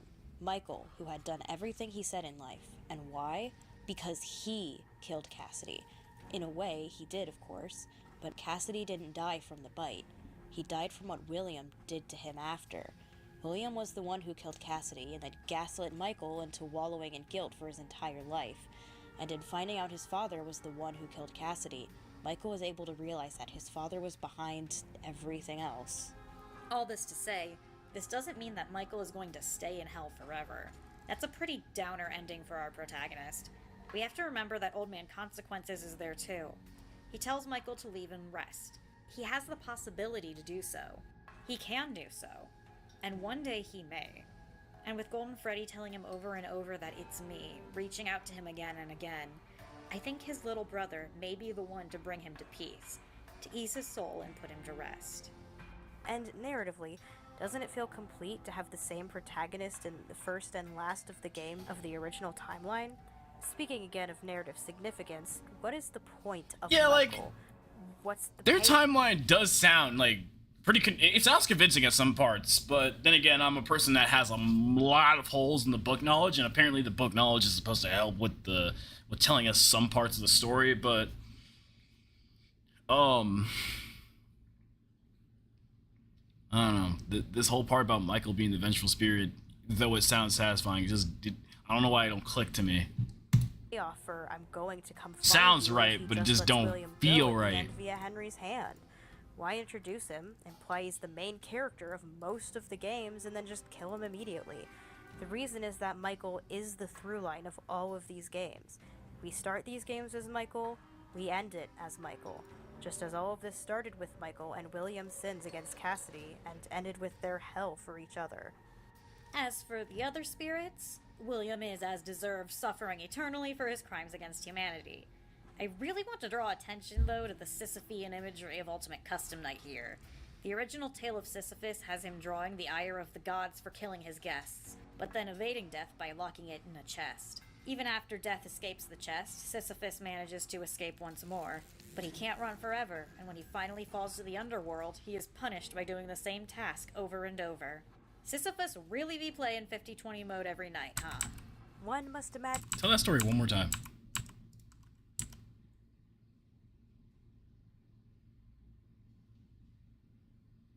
The ire of the gods for killing his guests, but then evading death by locking it in a chest.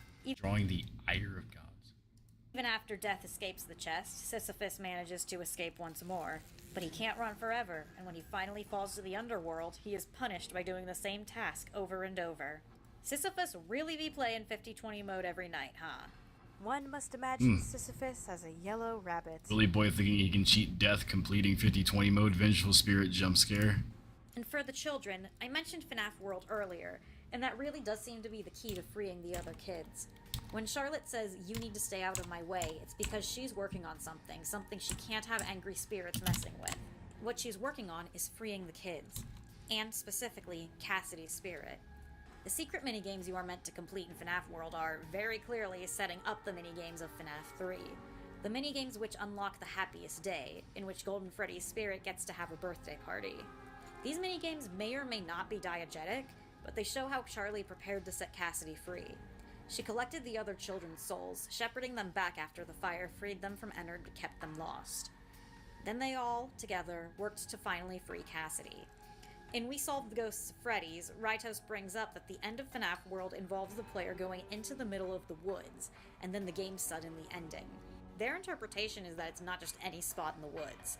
It's the crying child's unmarked grave. All of FNAF World was finally finding Cassidy's body and allowing him to rest. They find his body, they open the chest, and they give him a party. The party was for you. The player in FNAF World is probably Cassidy, being shepherded by the images of Fazbear and promises of being put back together. And it works. Though it didn't happen during the FNAF 3 fire, the Happiest Day either did or will happen. Charlotte brought all the kids together for a final celebration. To give Cassidy the birthday he was denied, and then the balloons drift into the wind, and the spirits move on. All of the kids are safe, so Charlie is safe now too, and with her father. The only one left to move on is Michael, and that's where we leave the pre-Steel Wool story, with the question of whether he will give up his useless pursuit of revenge or fall deeper into the rabbit hole. It ends with a hand extended to Michael, and the question of whether or not he will take it. But that's not where FNAF's story ends, oh no! We got more games to merchandise, y'all! Help Wanted is about to drop and some wild shit's gonna go down. But that'll be for another video, or videos. God, probably so many videos. Oh my god. With a lot more wild speculation, and a lot less this all fits together like a puzzle. But we Gregory ain't a robot. But we do want to discuss something, just just one more thing before we finish this essay, and that is... Epilogue. One more thing about The Cassidy. version of Cassidy is, well, very popular within the fan base. And why wouldn't she be? We all love vengeful, angry little girls. But honestly, I don't think that's the reason she took off to the point we all forgot she wasn't canon. That was mainly from, pardon the pun, the joy of creation. Fan and Cassidy was a group effort, a fandom baby made from their love of the story being told to them. The love of the tragedy of it all, and of the parts of the story left untold for us to discover on our own. Cassidy, the vengeful Fredbear ghost, is a collective character, and while, as we well established, we don't believe she's canon, we do believe she's special. And we think Scott Cawthon and Steel Wool agreed that she's, well, pretty friggin' cool. Obviously, we can't say for sure, we don't live in their vents. Though we would if they let us. But let's look at some of the elements of the fanon's Cassidy and see, well, if it describes a certain someone who has been introduced within the Glitch Trap era. Cassidy is a little girl with dark pigtails. She's a bit hot-headed, a bit socially inept, but she has a heart and a drive for justice above all else. And now she has been wronged, and several other people have been wronged by the same entity. She won't let that stand. She's going to do whatever it takes to make sure justice is served. And if not justice, then vengeance. What do you like to do for fun? What the hell? The Knuckles show? Getting a little dark. Also, she is very close friends with a little brunette boy in a striped shirt, scattered band-aids, and a I knew where this was going. suspicious connection to a golden-colored Freddy Fazbear. That's right. Cassidy the Vengeful Spirit may not be canon, but you know who is? That was too close. I was almost a Cassie sandwich. You literally were almost a Cassie sandwich, buddy. What the? Cassie is going to be canon Cassidy. She's got the hair, including the little ball hair ties that are popular throughout fan art. She's got the golden duo dynamic, though it's a bit reversed, with Gregory being the one to first comfort her and being a more scrappy, go-getter action kid. But she's still a loner. She's still got a deep empathy for those other people might not. She sees the animatronic suffering and feels bad for them. Puppet is separate because the lions, the others are like animals. I am very aware and I don't hate you, but you better stay out of my way.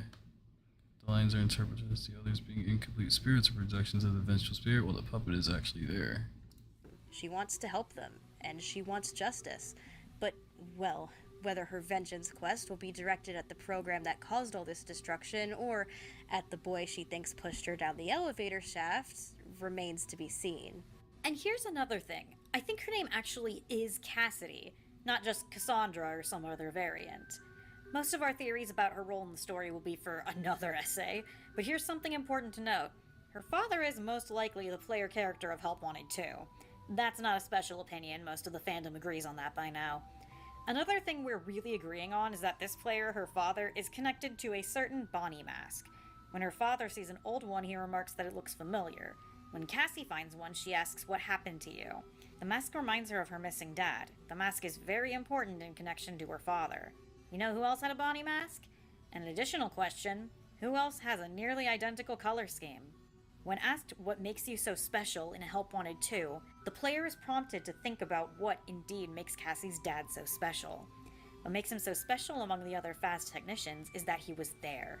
He was there when the original Cassidy died. He helped shove him into an animatronic mouth. He helped start this whole thing. Now he passes the rabbit mask of trauma onto his daughter Cassidy, whom he named after the original Cassidy Afton, letting her fall into the hands of a creature that just loves to make the past repeat. There may not be two Golden Freddy spirits, but there are two Cassidys. Maybe just keep her away from Prototype Freddy's stomach teeth for now. That was kind of a hard line at the end of that. Maybe there's not two Golden Freddy spirits, but there's two Cassidys. It was kind of hard. All right, that was a pretty interesting theory. I can see why this got 1 million views and a lot of people talking, especially Game Theory a couple of days ago. Low key, I guess. Only time will tell. Only time will tell. I've been streaming for about a good 2 hours. I'm a little tired, so I'm gonna end this stream real quick. But yeah, great theories. Thanks for everybody in the chat for also, theorizing as well as the video goes on. Hopefully these two ladies come back and make more YouTube videos on Five Nights at Freddy's. Maybe make like a revised version of their theory based on what we have today, or something like that with these new books coming out. Anyway, I'll see you guys later. Peace out.